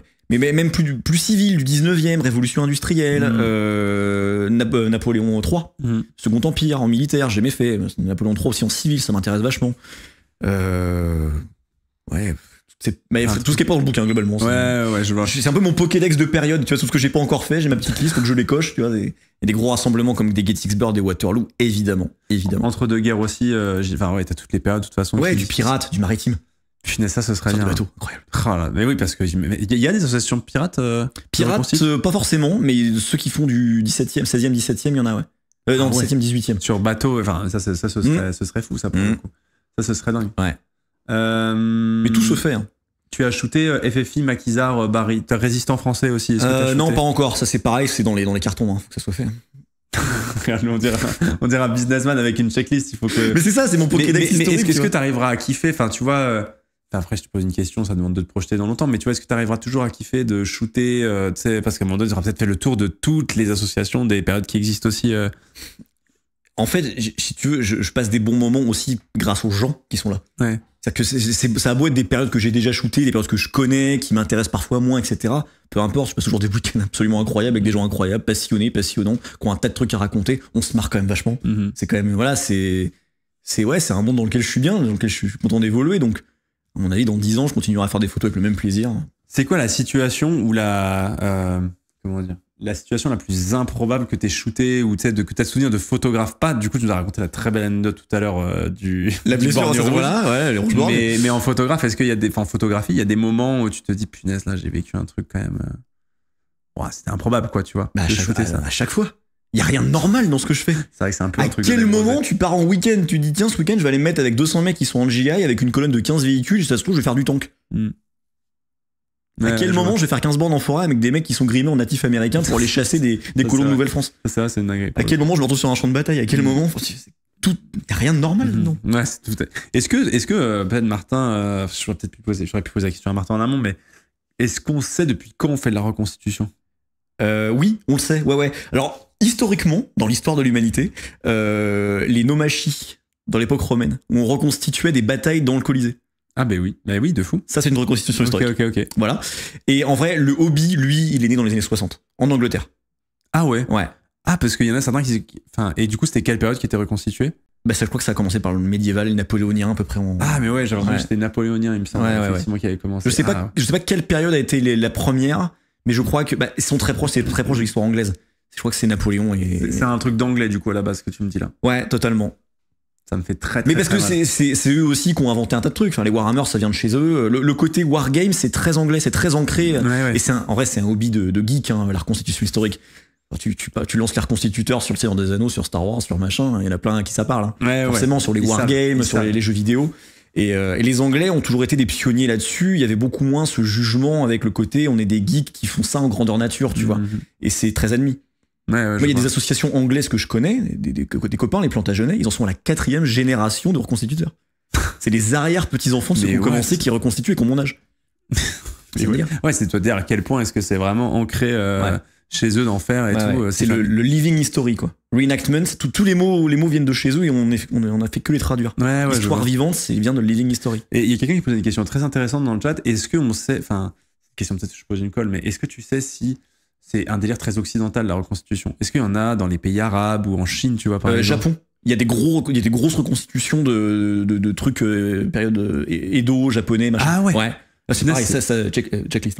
Putain, mais ça, j'avoue, parce que pour le coup, incroyable. Les Japonais, ils doivent mettre les petits plats dans les grands, à mon avis, pour faire les choses correctement, etc. Leur rapport à leur histoire est différent de chez nous. Donc, je pense que même la manière dont ils ont de reconstituer doit dire aussi, je pense, dit aussi de la manière dont ils appréhendent aussi leur histoire et leur passé, quoi. Totalement. Il y a un vrai miroir, c'est un vrai reflet de. Parfois, c'est aussi un peu politisé, tous ces trucs-là. Il doit y avoir des trucs en Chine, tu vois, des grandes mises en scène de machin, etc., qui sont politisés, évidemment. Il y a des gars il y a des Mexicains qui font de l'aztèque. Mais what? Ça me semble. Et ce qui est ouf, c'est comme on a quand même quelques informations sur la tenue des guerriers jaguars qui étaient en peau de jaguar intégrale. Ça reste totalement illégal d'avoir une peau de jaguar. Donc les gars font ça avec des espèces de plaids, des pluches. Ils ont pas grand chose, mais c'est trop cool la démarche de dire ces gars-là ils font de la reconstitution aztèque. Ouais, c'est ça. Mais parce que les mecs vont pas tuer des jaguars. Non, ils ont pas de jaguar mort sur le corps. Mais tu vois, ils font quand même des trucs en obsidienne, les espèces d'épées là. J'ai plus le nom technique. Mais ils se butent quoi. Ah ouais, ça c'est fou. Il y a aussi des gens qui vivent au Moyen-Âge full autarcie, mais c'est pas de la reconstitution, c'est juste qu'ils sont dans un coin paumé. Ouais. Après, c'est les Amish, ça. Ça, c'est autre chose. Ça s'appelle les Amish. Il y en a dans d'autres pays, il n'y a pas qu'en Chine. Ça, c'est juste aussi parfois par conviction que les gens le font. Une reconstitution de Fort Alamo. Non, mais tu sais que ça doit peut-être exister aussi, tu vois. Ce genre de. Les grosses batailles un peu connues, ils font toujours des trucs. En plus, aux États-Unis, ils ont vachement ce côté musée vivant. C'est très dans leur gène. Ouais. D'ailleurs, le Napoléon, un des Napoléons français qu'on a, qui est dans le bouquin d'ailleurs, c'est un Américain qui est connu là-bas pour être un des principaux interprètes de Lafayette. Parce qu'il parle un peu français. Et donc il bosse dans un musée vivant, etc. Tu les vois parfois dans les séries américaines. Oui. Ils ont un rapport à les villages de l'ancien temps, etc. Ouais, mais ce gars-là, il est en mode je suis Lafayette, et blablabla. Très très cool. Mais parce que aussi, je pense qu'ils ont un rapport à l'histoire. Tu vois, c'était assez marrant. Parce que je suis allé voir une exposition sur John O. Alors John O, alors pour ceux qui ne connaissent pas, c'est l'un des deux illustrateurs, peut-être le plus connu des deux, de l'univers de Tolkien. Et en fait, ce monsieur était reconstituteur à la base. Ouais, dans la compagnie de Saint-Georges, qui est une des plus éminentes et plus anciennes associations qui existent encore. Hein. Exactement, parce que je parle de ce monsieur est bien plus, à plein plus de 70 ans pour le coup. Et donc, en fait, lui, il est canadien, initialement. Suisse aujourd'hui. Ouais, il vit en Suisse aujourd'hui, ouais. Et en fait, le rapport à l'histoire de ces gens qui viennent du Nouveau Monde, entre guillemets, le mec a été, je crois, à un moment donné à Reims ou à Strasbourg, en études. Le mec arrive, voit la cathédrale de Strasbourg. Le mec a débloqué. Il était en mode, mais what the fuck? Genre, évidemment. C'est le bâtiment le plus ancien que j'ai jamais vu de ma vie. Qu'est-ce que c'est que ce truc? On a des baraques qui sont plus vieux que leur pays, quoi. Non, mais, il était en mode, mais genre, c'est incroyable en termes de ce que ça raconte d'histoire. Et du coup, ça a un peu nourri son imaginaire. Et du coup, dans ses dessins, à ce John O, il y a beaucoup des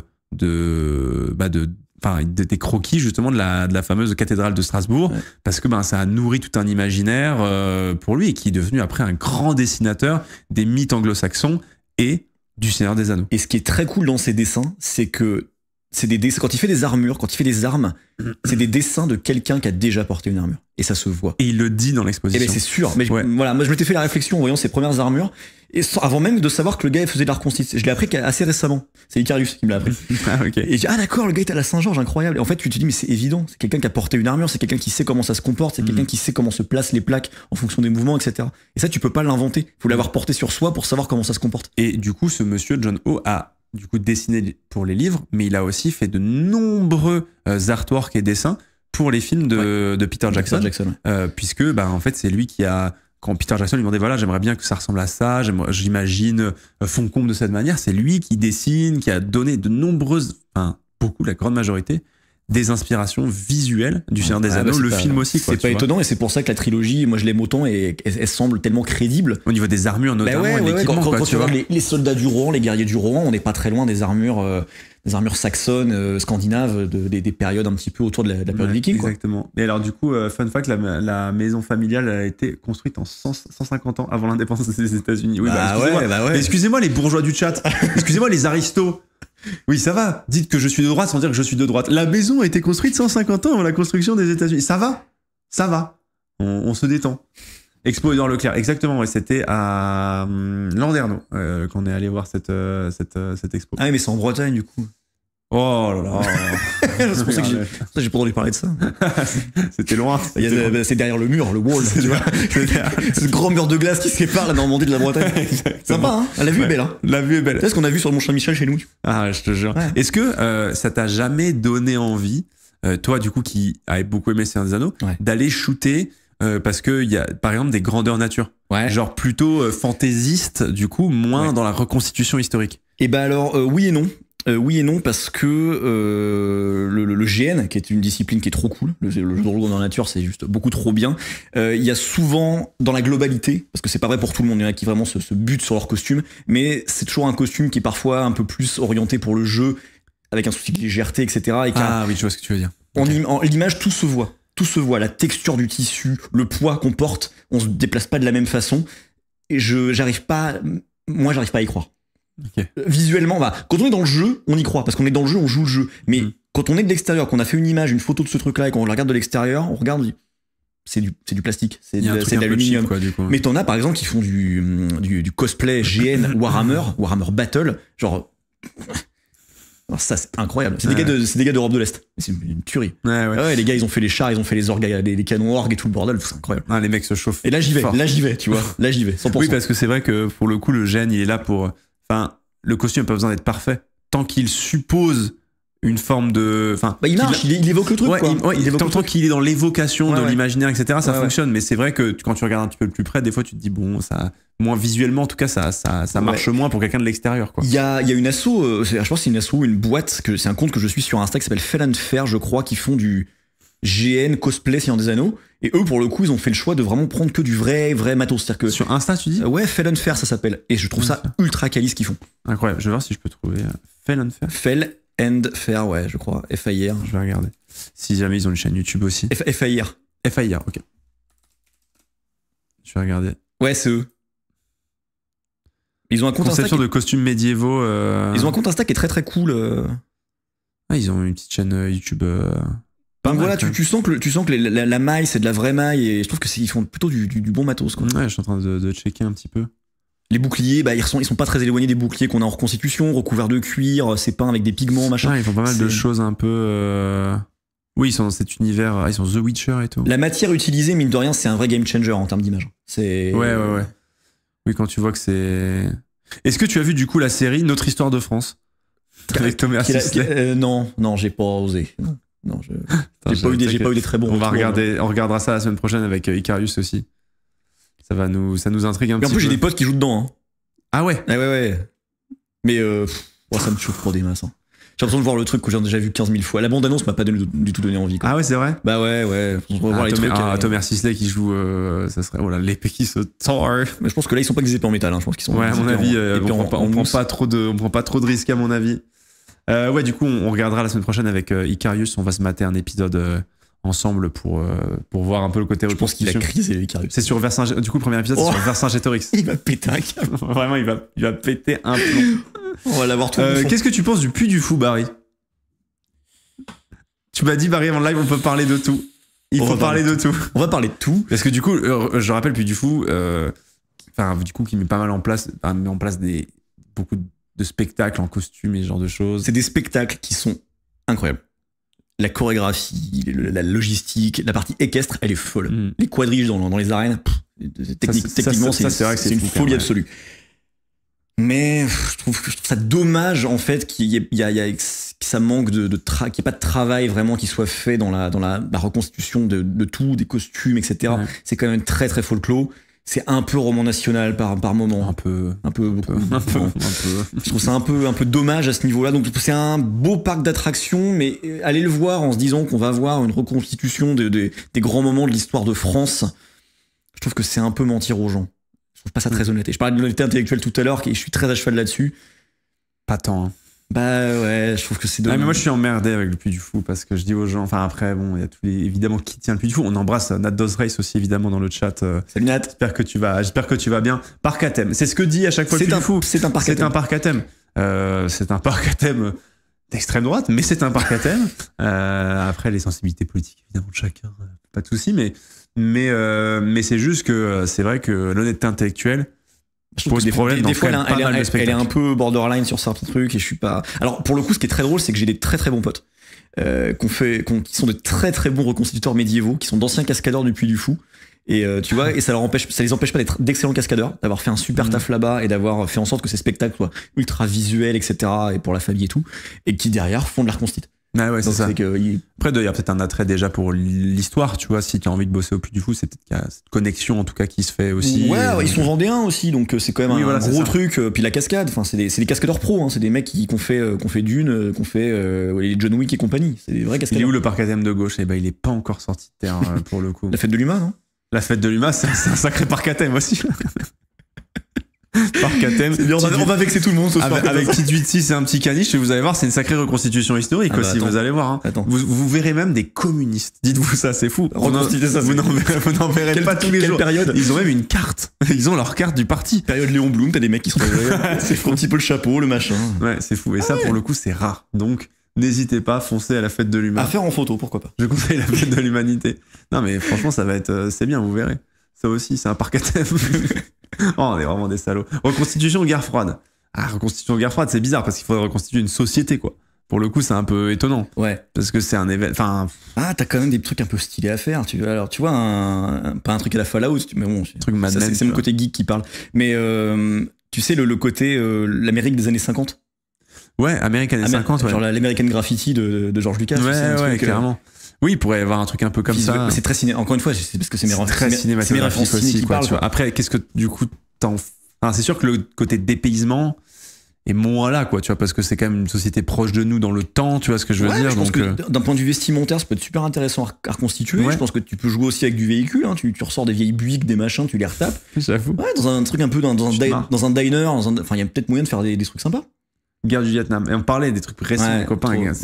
La guerre du Vietnam, c'est traumatisant pour les gens là-bas, quoi, tu vois. Ça fait un peu mal aux USA, quoi, tu vois. Donc, c'est un peu trop proche d'eux, à mon avis. Mais du coup, j'ai vu aussi dans le bouquin, il y a une partie où tu shootes tu t'es décidé à shooter du Star Wars. Ouais, mais alors ça c'était un kiff. C'est un kiff. C'est un kiff. Et tu l'as mis dans le bouquin quand même, c'est ça qui m'a fait rire. Oui, parce qu'il va bien avec la conclusion. Que entre l'histoire et l'imaginaire, dans la reconstitution, finalement, il n'y a qu'un pas. Parce que pour toi aussi, Mais non, mais en fait, voilà, je fais du cosplay Star Wars, faut le savoir. Et donc, ah ouais? Ben oui, l'armure de Stormtrooper, c'est la mienne.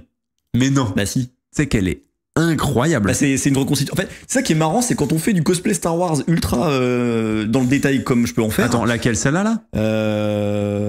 Oui. Wow. Parce que je les reconnais entre les deux, c'est les mêmes et je reconnais la mienne. En fait, on va faire de la reconstitution de la même façon. C'est-à-dire qu'on va se servir des images de tournage, on va se servir des pièces, des props qui sont des années 70. Celle-là, elle est. Bah ça, je vais pas vous dire qui c'est, mais moi je sais qui c'est. Et il a contribué au bouquin. Hein? C'est Martin. Mais non. Si. Waouh, il est incroyable. Et c'est son costume, c'est lui qui l'a fait. Ah ouais, il est exceptionnel. Ouais, c'est Martin. Donc on est des gros fans de Star Wars évidemment, et tous les gens que tu vois sous les armures, etc., sont des reconstituteurs. T'en as un, Daniel Marcomir, hein, qui est aussi un Stormtrooper, qui a une asso. Le GN, le cosplay, la reconstitution, c'est des mondes qui sont assez proches en fait. Hein. Ouais. Mais la démarche est la même. On se sert des sources de production des films des années 70 pour reproduire le costume au détail près, au bouton pression près. Mais godasses, elles sont pas blanches. Des godasses noires peintes en blanc. Parce que les godasses de l'époque, ils avaient plus de godasses blanches, donc ils ont pris des godasses noires et ils ont peint en blanc. Et je voulais le même détail pourri, tu vois. C'est vraiment ça, c'est vraiment un trip de reconstituteur, tu vois. Et tu vois, c'est sympa aussi, mais du coup, pour le coup, là, en vraiment pure question, tu l'as fait pourquoi cette tenue Stormtrooper? Genre, tu l'utilises de temps en temps? Non, vous faites des trucs ou quoi? Kiff de gamin. Ok, et du coup, là, c'était l'occasion de la sortir, quoi. Bah ouais, on s'est dit, c'est sympa, parce que c'est une maquette, hein, c'est une tenue de Star Wars, c'est une maquette, c'est importable. Hein. Là, on a fait ça à Romanche, en plus, c'est le port Mulsbury que tu vois derrière, les caissons. Ah oui, bah oui. Oui, c'est. Et on s'est dit, bah ce serait cool, vu qu'on fait des images un peu inspirées du cinéma et tout, ce serait cool de faire un petit peu du Star Wars. On a les costumes qui vont bien, on peut se trouver des décors qui sont un peu immersifs aussi, et on va essayer de faire vivre les tenues, voir comment ça se comporte. C'est aussi une espèce d'expérience en fait qu'on a fait. Ah ouais. Et c'est un enfer. Ah ouais. C'est un enfer. Les tenues sont absolument pas faites pour aller gambader dehors. C'est fait pour être sur des plateaux de cinéma. Moi, les mecs qui étaient dans le désert tunisien qui a été Tatooine. J'ai mal pour eux. Hein. Ah ouais, c'est vrai. Parce que déjà, là, il pleuvait un petit peu, machin. On était c'est ultra pas confortable. Ça cisaille dans tous les sens. Les mecs, ils devaient se taper ça par 40 degrés en plein désert. Au secours. Quel enfer, quoi. Au secours. Par contre, cette tenue-là, elle est. Ouais, le Boba Fett de Martin, il est indécent. Exceptionnel. Il est indécent. En plus, il a la bonne morpho et tout. Ouais, il a la bonne taille. Moi, je suis trop petit pour faire un Stormtrooper. Je préfère Luke, tu vois, finalement. Tout short to be a Stormtrooper. Ouais. Je te jure. Ou tu ferais un petit Dark Vador. Ouais, alors vraiment ridicule. T'as plutôt le Dark Vador, tu sais, de la folie de l'espace. Dark Sidious. Le Spaceballs avec son espèce d'énorme casque. Ouais, ou un Ewok ou un Jawa. Ah ouais. Pourquoi pas, hein. Non, mais j'aime trop. Les gens posent plein de questions. Je trouve ça un peu cool. Ergovius qui dit, est-ce que la reconstitution, c'est pas un peu du cosplay finalement? Mais si, mais totalement. On cosplay des sources, hein. Pour ça, c'est absolument pas péjoratif de mélanger ces trucs-là. Tu vois, il y a des reconstituteurs qui sont non, on fait pas du GN. Non, on fait pas du cosplay. En fait, on fait un peu de GN quand même. On incarne des personnages. Ouais. On joue au Moyen-Âge. Hein. Ouais, on joue au Moyen-Âge. On peut se rappeler quand même. Ouais. Il y a même des très très bonnes reconstitutions historiques, comme à Crève-Cœur en Auge, qui durent 8 jours. Et c'est 8 jours de GN historique. En public. C'est un sage. On a des rôles, on a des machins. Écoute, t'es le bienvenu. Hein. Putain, mec, moi, c'est la seule reconstitution que j'ai fait en tant que reconstituteur cette année où j'ai pas trop sorti l'appareil. Je l'ai sorti quand même parce que le château m'avait pris en contrat, je vais pas dire non. Mais et ça fait 8 jours où t'es full dans ton personnage, etc. Ouais. Ah, c'est zinzin, c'est trop bien. Cool. Et c'est vraiment une pièce de théâtre à ciel ouvert, quoi. C'est que tu t'incarnes un perso, le matin t'as ta fiche perso, et tu passes ta journée à faire tes trucs, à bouiner. Il y a un four à pain, et on peut s'occuper des animaux, et on construit des trucs. Là, cette année, il y avait un thème, c'était l'imprimerie. Pendant 8 jours, ils ont imprimé une danse macabre avec du matos d'imprimerie de l'époque. Wow, c'est stylé. Et j'en ai fait des photos, et les photos j'en suis ultra content. Ça, c'est dingue. C'était trop cool. Une année, on a fait un bateau. En fait, oui, c'est du cosplay, mais en fait, vu que vous amenez quand même le public à se poser des questions sur l'histoire, ça qui est intéressant. Tu vois. Il y a une démarche. C'est-à-dire qu'au-delà du costume que toi tu vas porter, en fait, pour moi, c'est une manière d'intriguer le spectateur et qu'ensuite, tu l'amènes sur une question sur l'imprimerie, sur le bateau, sur la manière de manger à l'époque, en fait, tu vois. Casser les clichés. Ça, c'est la reconstitution, c'est le meilleur outil du monde pour casser les clichés. Alors, une épée, c'est vachement lourd. Tenez. Ah bah non, en fait. Ah non, ça pèse pas. Bah non, ça pèse 1,5 kg, ça pèse le poids d'une bouteille d'eau. Bah ouais, mais dans les films. Vous venez de le dire. Ouais. Ah ouais, dans les films. Et là, c'est ça, ouais. Et ça remet. Ça, c'est. Et genre, est-ce que ça te. Parce que peu de reconstitutions que j'ai fait, des fois, j'entends des... J'entends du public parler autour de moi, etc. Mec, j'entends des dingueries. 15 ans entendre les mêmes trucs. Hein. Ah ouais, mais vraiment, des fois, t'es en mode, non mais les gars, mais c'est hallucinant. Et des fois, tu te dis, il y a encore du temps avant que les gens réussissent à... des fois, ça. C'est du vrai feu, là? Oui. Entendu, hein. C'est du vrai feu. Mais vous allez dormir là? Oui. Mais vous vivez comme ça toute l'année? Non. Ça, c'est une question qui est revenue très, très souvent quand on a sorti la vidéo avec Bagheera. Mais c'est trop mignon. Les gens disent ah mais attends mais c'est des gens qui font ça qui sont là toute l'année, genre ils sont ils sont dans leur armure et dans leur tenue médiévale toute l'année, et je suis en mode bah non non c'est des gens c'est un hobby en fait comme vous et lundi, moi on tombe bosser, hein. Et ça j'ai eu plein de fois il doit faire froid l'hiver, non? Je te jure. Mais tu vois par exemple nous ce qu'on avait fait avec Bagheera pour notre vidéo, du coup c'était de la reconstitution effectivement, de la bonne en plus. Oh là, merci beaucoup, ça me fait plaisir. Oui, c'est de la bonne. Non, mais c'est de la bonne. C'est de la bonne. C'est de la bonne, bébé. Non, très très bien, hein, Poncroix, ce qu'ils font. Ah, Poncroix, ils étaient tellement bien. Finesse, franchement, des frères. C'était trop bien, mec. Genre vraiment, on était comme des gosses, mais on devait parler un peu d'histoire. Et tu parlais effectivement pour défaire des clichés. Ouais. En fait, cette vidéo, elle sert à défaire des clichés aussi, tu vois, sur la manière de s'habiller, sur l'hygiène des gens, sur les rituels, enfin, sur la manière d'être. Sur cette vie et sur la société médiévale en elle-même, quoi, tu vois. C'est ça qui était chouette. C'est un support, je trouve, visuel et ensuite de médiation qui est vraiment cool. Bah ouais. Et puis je te dis, les clichés, c'est pas ça qui manque, hein, malheureusement. Mais quelles que soient les périodes, hein, tu vas du Paléo jusqu'à la Seconde Guerre mondiale, t'entends des trucs. Les clichés sont véhiculés par le cinéma, par les séries, par le jeu vidéo, par le roman national, qui a été un gros vecteur de clichés, hein, le roman national. Ah ouais, beaucoup. Encore, tu vois, je pense que... Il y en a qui ont la dent dure. Moi, gamin à l'école, on m'expliquait qu'un chevalier en armure en tombant, pouvait pas se relever tout seul. Impossible. Une armure beaucoup trop lourde. Bah non. Ça n'a aucun sens. Puis heureusement qu'il peut se relever, le bonhomme, parce que si c'est juste être une boîte de pois carottes sur un champ de bataille, tu tombes, il est bloqué. Ouais, c'est ça, ouais. Bah non. Non, une armure, c'est fait pour se battre. C'est quoi la question la plus ouf qu'on t'ait posée où t'es en mode, le feu, c'est marrant, tu vois, par exemple. C'est du vrai feu, ça, c'est quand même rigolo. Ah, celle-là, elle est quand même... Ouais, c'est du vrai feu. Ah oui. On va pas s'amuser à faire un faux feu, enfin, on serait quand même trop déter. C'est des questions un peu mignonnes, tu sais, genre c'est presque un peu naïf, tu vois. Ouais. C'est un vrai bébé, tu vois. T'as les mères avec leur gamin, parce que c'est un truc qui se fait... C'est ça qui... En fait, les gens doutent de tout. Oui, totalement. Ça met ma réalité en question.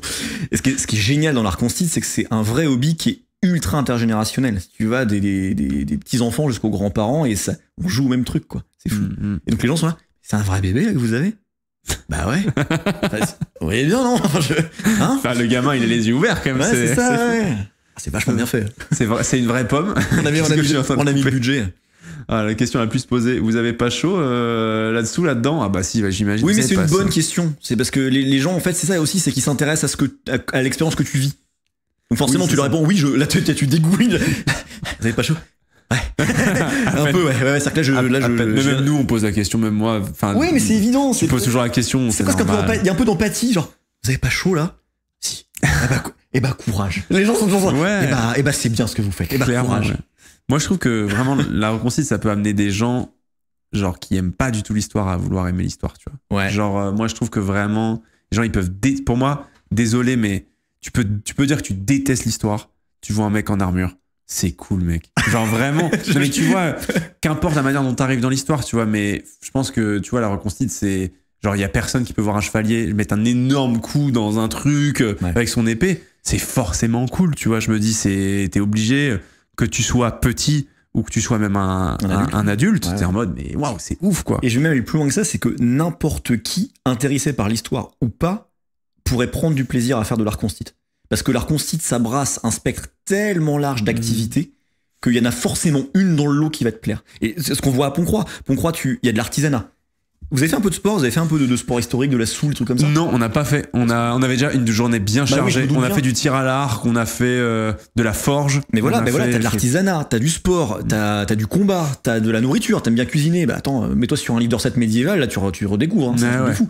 Et le bâti, les vêtements, la couture, la musique, c'est une société entière qui est reconstituée, donc chacun, le jeu de société, l'enluminure, enfin, tu peux tout faire. Ouais, c'est trop cool. Quelqu'un dit ça existe la reconstitution de monde fictif. On en parlait un petit peu, oui, ça. Ouais, t'as des mecs qui font du post-apo. Et je trouve ça génial. Ah ouais. Post-apocalyptique, ouais. C'est ouf. Ouais, il y a un gros festival qui s'appelle le Wasteland Festival, qui est en plein désert du Mojave ou je sais pas quoi, dans l'Ouest américain. C'est Wasteland Festival? Waste comme un déchet. Ah, ok. Le Wasteland Festival, et moi je vais absolument le faire. Bon, il se peut que j'ai aussi une tenue post-apo, que j'ai fait pendant le Covid parce que je m'ennuyais. Vous êtes des malades. Et les mecs reconstituent Mad Max, et je trouve ça incroyable. Mais what? Et c'est incroyable. Donc c'est une reconstite d'un monde qui n'existe pas. Mais what? Ouais. Ah ouais, là c'est Mad Max. Total. Et les mecs, ils plantent le décor, ils ont les véhicules, ils font des courses dans le désert. Non, mais ça, je veux y aller. Hein. C'est pareil, checklist. Hein. Oh, waouh. Et il y a un tel travail de recherche dans les costumes, de design, tout est réfléchi. Tu peux pas te dire que c'est juste un truc comme ça fait... non. Post-apo, c'est post-apocalyptique, c'est-à-dire que c'est un monde comme Mad Max. Voilà, pour ceux qui se passe après la chute de la civilisation. De la civilisation, exactement. C'est ce qu'on appelle une... Alors c'est pas vraiment une uchronie, mais dystopie, ça peut en être. Mais c'est un univers de science-fiction. Exactement. Très proche du cinéma là aussi. Ah ouais, c'est ouf. Qu'est-ce qui se passe? Qu'est-ce qu'ils font là? Qu'est-ce que vous faites? Ah bah là, ils doivent faire un dôme du tonnerre comme dans Mad Max 3. J'imagine. Ah mais putain. Évidemment. Mec, c'est fou. Et donc t'as une tenue post-apocalyptique toi aussi? Ouais. Mec. Ouais. T'as combien de tenues? Oh, j'en sais rien. Bon, pas tant que ça. Attends, je vais aller dans post-apo, Star Wars, une. En reconstitution médiévale, j'en ai 2. J'en ai une en 17e et une en Seconde Guerre, en 6. Ça va. Ça va. Attends, moi je connais des gars qui en ont des dizaines, hein, voire plus. Hein. Ah ouais. Ils font plein de périodes. Et ces gens-là ont de l'argent pour faire ça? Oui. Ah oui, parce que ça coûte. Ouais, alors soit ils ont de l'argent, soit ils mettent tout leur argent là-dedans. Parce que moi, mec, pour me faire une tenue classique Seconde Guerre, mec, ça m'a coûté 1000 balles. Ouais, c'est le minimum. Une bonne tenue, non, mais c'est le minimum pour une tenue. Hein, bah ouais, 1000 balles. C'est ok, hein, 1000 balles. Et mec, le 17e, par exemple, le 17e siècle, j'ai mon frère qui va faire là. Ouais. Gars, ça coûte mais une blinde. Bah ouais. Parce qu'encore Seconde Guerre, t'as des entreprises. Ils ont industrialisé le truc, tu vois, qui font de la reconstitution. Donc t'arrives à avoir des trucs pas trop chers. Moi, c'est surtout la douane qui m'avait mis bien cher parce que ça venait des États-Unis. Ouais. Mais c'est hallucinant le prix pour certaines périodes. Le 17e siècle, par exemple. Ah bah, une armure fin 15e, bien faite, bien reconstituée par un artisan, bien faite. Hein. C'est entre 15 000 et 20 000 euros.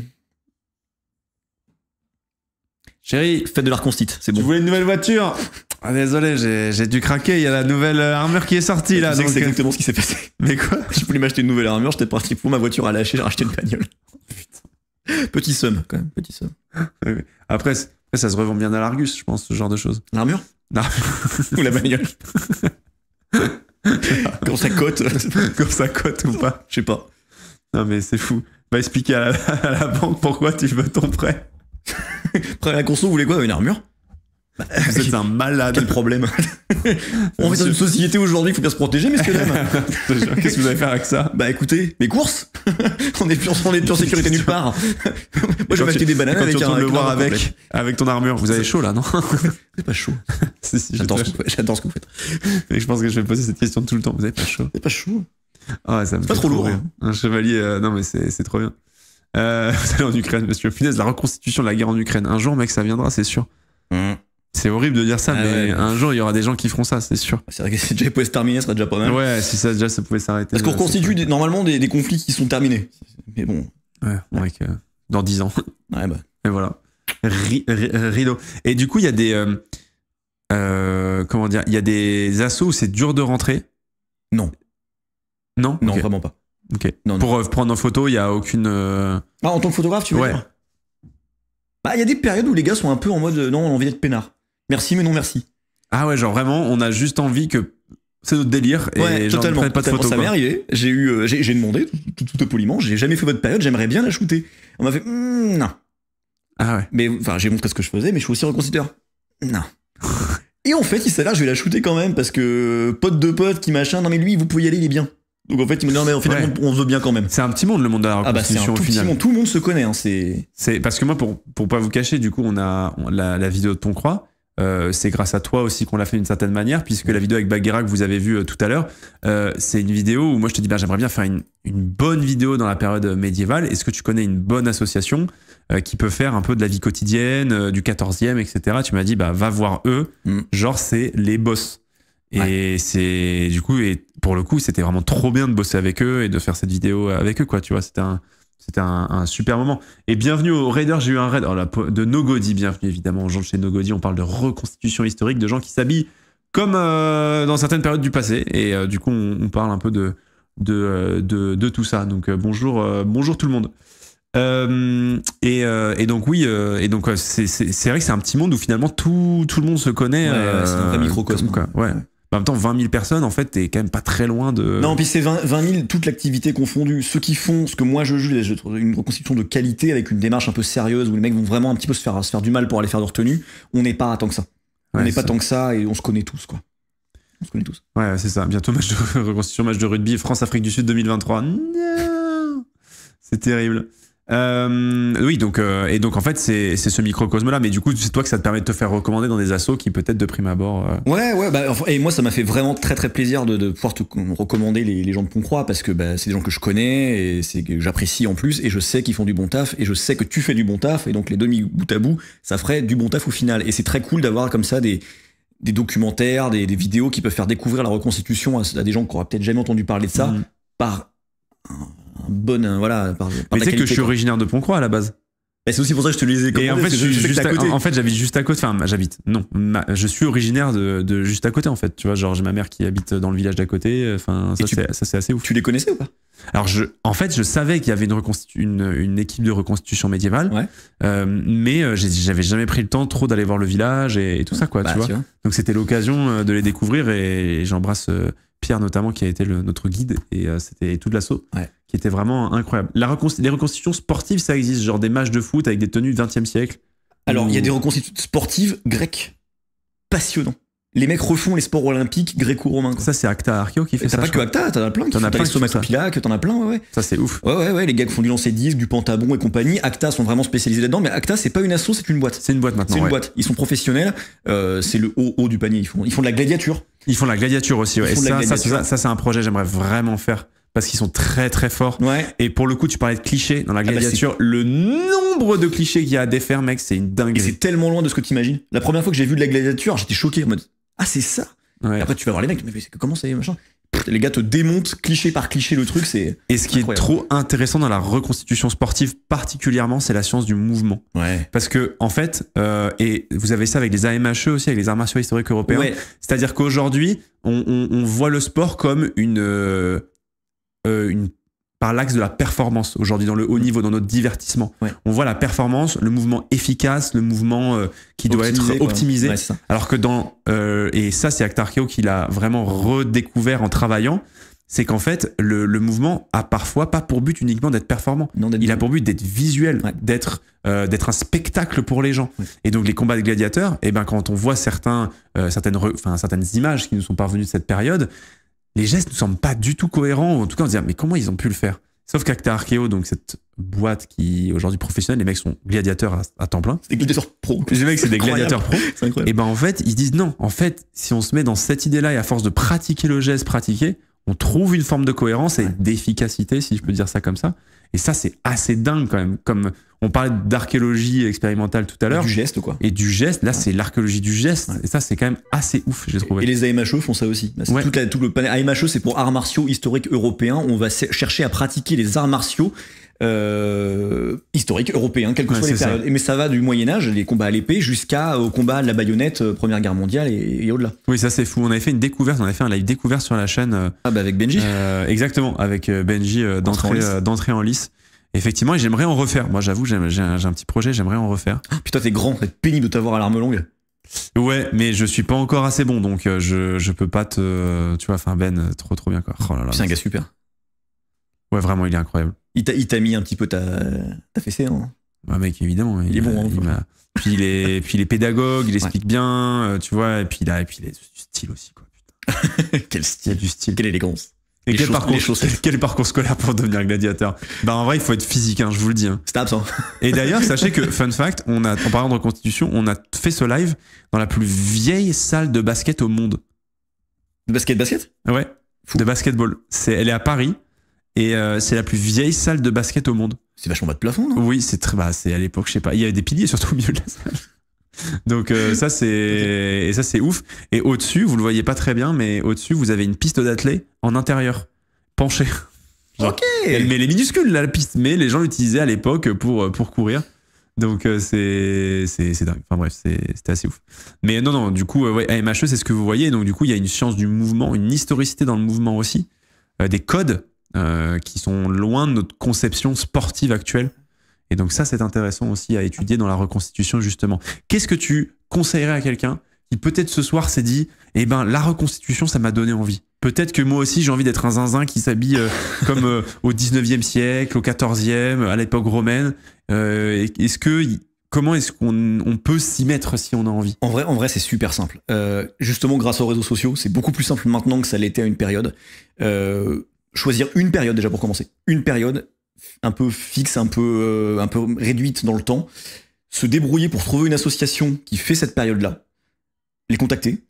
Dire qu'on a envie de commencer, qu'on n'a pas forcément les connaissances. Et généralement, on va jamais envoyer bouler personne parce qu'il n'a pas les connaissances. Au contraire, on va essayer de l'accueillir, l'accompagner pour qu'il ait justement la bonne démarche de reconstitution dès le début, de travailler à partir des sources.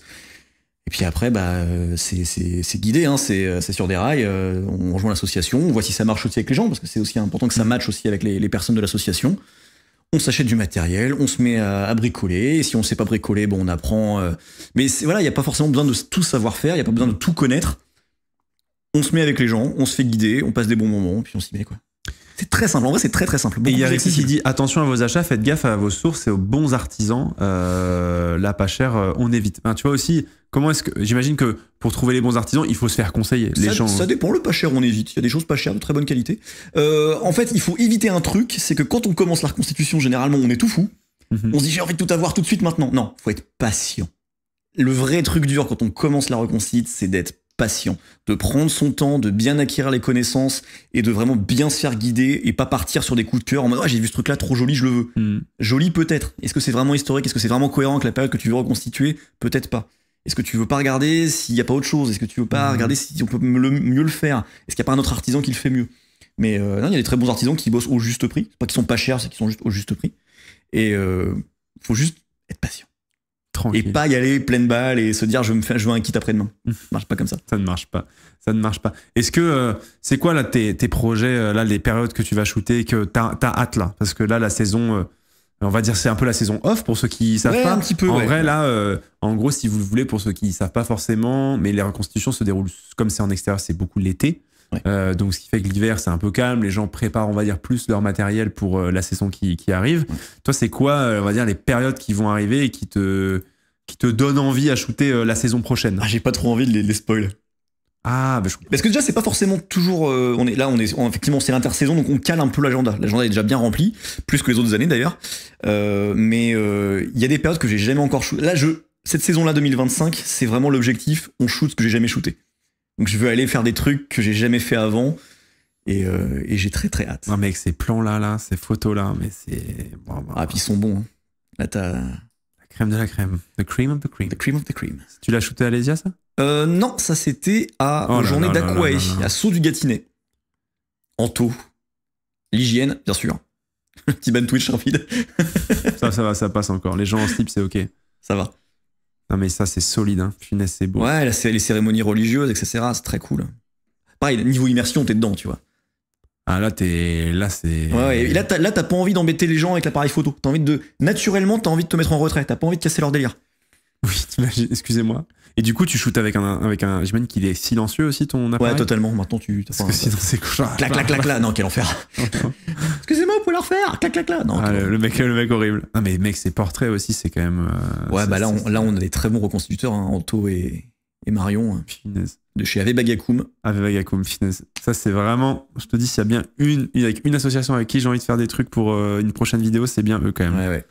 Ils bossent bien, ils ont des beaux uniformes, belles démarches, belles démarches, etc. C'est vraiment, c'est Père Mouta, t'es merde. Légendaire. Je te jure, le Père Mouta, t'es merde, il est incroyable. Il est plus centurion, Anto. Ah, il est passé légat. Mais non.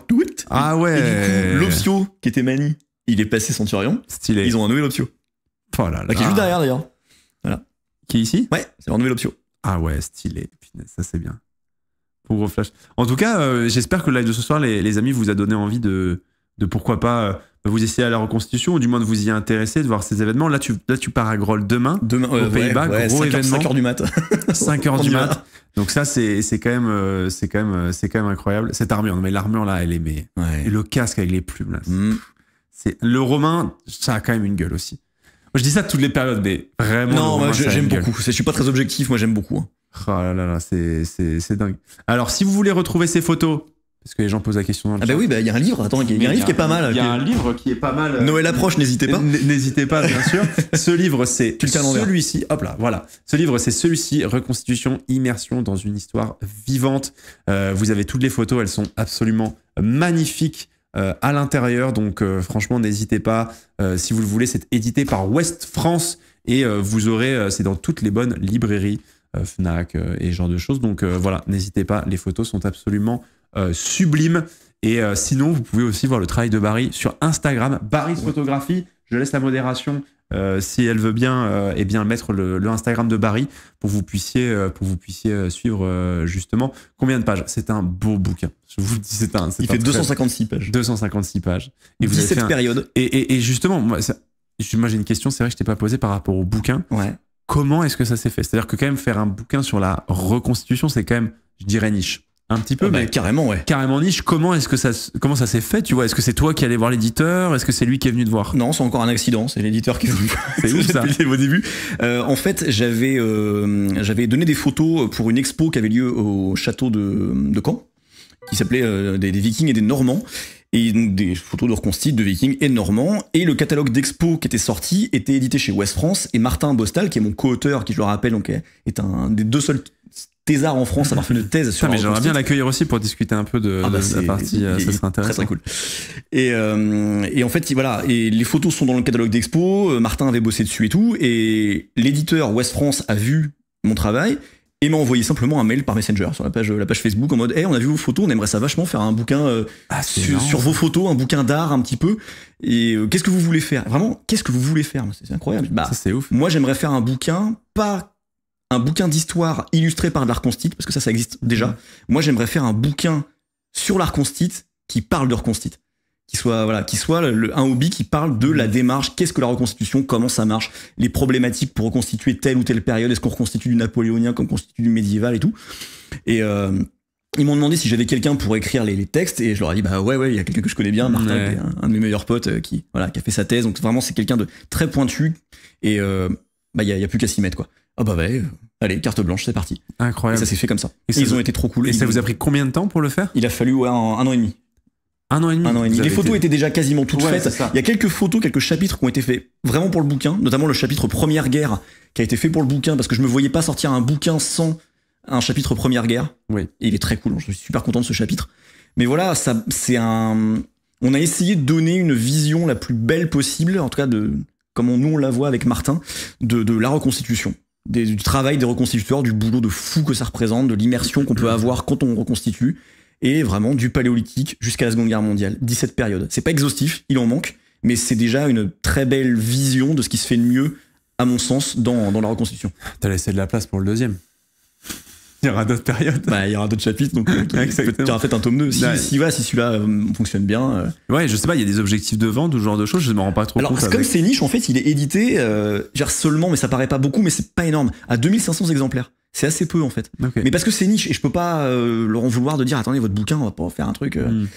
Mais en tout cas moi je reçois des messages tous les jours de reconstituteurs qui sont en mode il est super.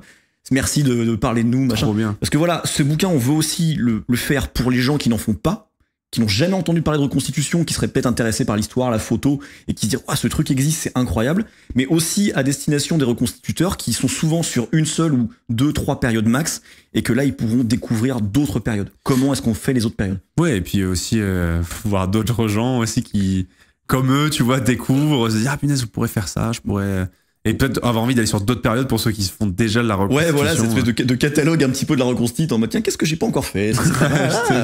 Là où est-ce que je vais lâcher mon prochain mon prochain salaire? Prochain projet. Ah ouais, il est beau là. Mais même mec, même le fait que tu as réussi à choper des arbres comme ça et tout pour le décor. C'est à la main de Massige, c'est probablement un des plus beaux. C'est une tranchée reconstituée. C'est un vrai endroit de tranchée qu'ils ont remis en tranchée. C'est à la main de Massige, c'est pas très loin de Verdun forcément, 1 heure de Verdun. Oh là là, mais les photos sont belles, hein. Et les tenues, ma. Mais là, c'est pareil, j'ai été recommandé aussi par un camarade qui fait de la reconstitution médiévale avec moi, Quentin, qui bosse à Verdun, donc il a pu me dire, eux sont sérieux, il y a ce lieu-là qui est incroyable, etc. C'est aussi comme c'est un microcosme, je me fais pas mal aider, recommander par des gens qui savent mieux que moi, quoi. Ah ouais. Mais c'est vraiment, en tout cas, bravo, les photos sont magnifiques, le bouquin est génial et il est trop beau, et franchement, les clichés qu'il y a à l'intérieur sont vraiment sublime, donc n'hésitez pas à aller même la qualité du papier, etc. pour rendre le tout beau. Ouais, on a vraiment voulu de belles photos, tu vois, c'est vraiment. On a vraiment chouette. voulu faire le bel objet, quoi. Ouais. Soit pas un peu le bouquin comme ça, non, on a vraiment voulu, voilà, des belles reconstitutions qu'on a vraiment voulu mettre en valeur comme c'est de la reconstitution. Max, quoi. 15 ans de reconstitue, ça a failli te coûter un œil, mais finalement ça offre un beau bouquin à la fin, donc c'est pas mal. Ça a pas émoussé ma passion, hein, quoi qu'il arrive. Je suis toujours autant à bloc, et de voir que ça peut sortir et que des gens peuvent découvrir ça, moi je suis trop content. On peut avoir le Insta. On vous remet le Insta de Barry dans le chat pour ceux que ça intéresse, pour ceux qui veulent voir le travail de Barry, et aussi ce qui est très cool sur ton Instagram, quand tu es en sortie, tu fais des stories oui. En saluant toujours bonjour Instagram. Faut que je le fasse quand même. Bien sûr. Bonjour Instagram. Bonjour Instagram. Bonjour Twitch. Voilà. Et bonjour Twitch. Bonjour Twitch. Où à chaque fois tu expliques ce que tu fais, et ça fait découvrir justement des nouvelles assos, parfois des nouveaux projets. Et comme tu le disais, il y en a plein pour 2025. Donc vous allez découvrir peut-être par tes stories d'autres périodes que tu n'avais jamais shootées, que vous soupçonnez peut-être même pas. Tu m'as un petit peu teasé. Toi tu sais. Donc, tu sais, mais j'ai pas envie de le dire. Je comprends. Donc pour ça, n'hésitez pas à aller suivre Barry pour ses photos et pour son petit côté un peu reporter aussi pendant que tu es en week-end. De toute façon, ça va être reportage tout le week-end, puisque Groll, c'est pareil. Il y a des choses à voir. Là, justement, si vous voulez voir Groll de l'intérieur, n'hésitez pas à aller suivre Barry. Merci beaucoup d'être venu, Barry. C'est moi. Merci pour l'invitation. C'était un vrai plaisir. Plaisir partagé. J'étais très content que tu viennes. On s'est croisés que pour des bons moments. Pour une reconstitution de fou. Pour Napoléon, le film, l'avant-première. Et maintenant le live. Arrêtez, ça devient trop. Bonne soirée, mais pas film. pas dingo. Mais la soirée était sympa. La soirée était très sympa. En tout cas, j'espère que ça vous a plu. Évidemment, vous aurez la rediffusion sur YouTube pour ceux qui ont raté le début et ceux qui veulent peut-être revenir sur toutes les discussions qu'on a eues avant. Merci beaucoup d'avoir regardé le live ce soir. Je vous invite, comme je le disais tout à l'heure, vraiment à suivre le travail de Barry. Le prochain Live Histoire, c'est la semaine prochaine. On sera le 6 novembre, si je dis pas de bêtises. La semaine prochaine ou c'est la semaine d'après? Je sais plus si c'est la semaine d'après, le 6 novembre. Mais le 6 novembre, je le rappelle, live histoire sur la guerre de sécession avec notre invité historien, donc qui viendra justement parler de la guerre de sécession le 6 novembre. Donc vous pouvez noter. Donc ce sera la semaine d'après. La semaine prochaine, on fera. Ah oui, si. On reparlera qu'on reconstituera la semaine prochaine, puisque nous aurons notre cher Thibaut Icarus et on va faire une petite. On fera un live react à Notre Histoire de France, la nouvelle série documentaire qui est sortie sur France 2. Et donc on fera un petit react sur l'épisode de Vercingétorix. On va se régaler. Il y a le reconstitue, pas toujours de la bonne, donc ça va être chouette, et donc on va en parler. Et la semaine d'après, on parlera de la guerre de sécession. Merci encore beaucoup, Barry. C'est moi. C'était vraiment trop bien. Mais non, merci infiniment. Et bon week-end à Groll. Merci, c'est trop cool. Tu vas te régaler. Il y a des chances. Merci beaucoup à vous d'avoir été dans le chat. Merci beaucoup d'avoir posé vos questions. C'était vraiment trop bien de vous avoir. Vous êtes vraiment les boss. Merci à vous de nous suivre, de suivre la chaîne sur Twitch et de continuer à poser des questions, de parler d'histoire sous ces différentes formes, avec des historiens, mais aussi avec de la reconstitution, et c'était vraiment génial. Merci beaucoup tout le monde, passez une excellente soirée, et nous on se retrouve demain en live aux alentours de 9-10 heures. On va bien voir ce qu'on fait, peut-être continuer Crusader Kings 3, bref, on verra. Des bisous tout le monde, ciao ciao.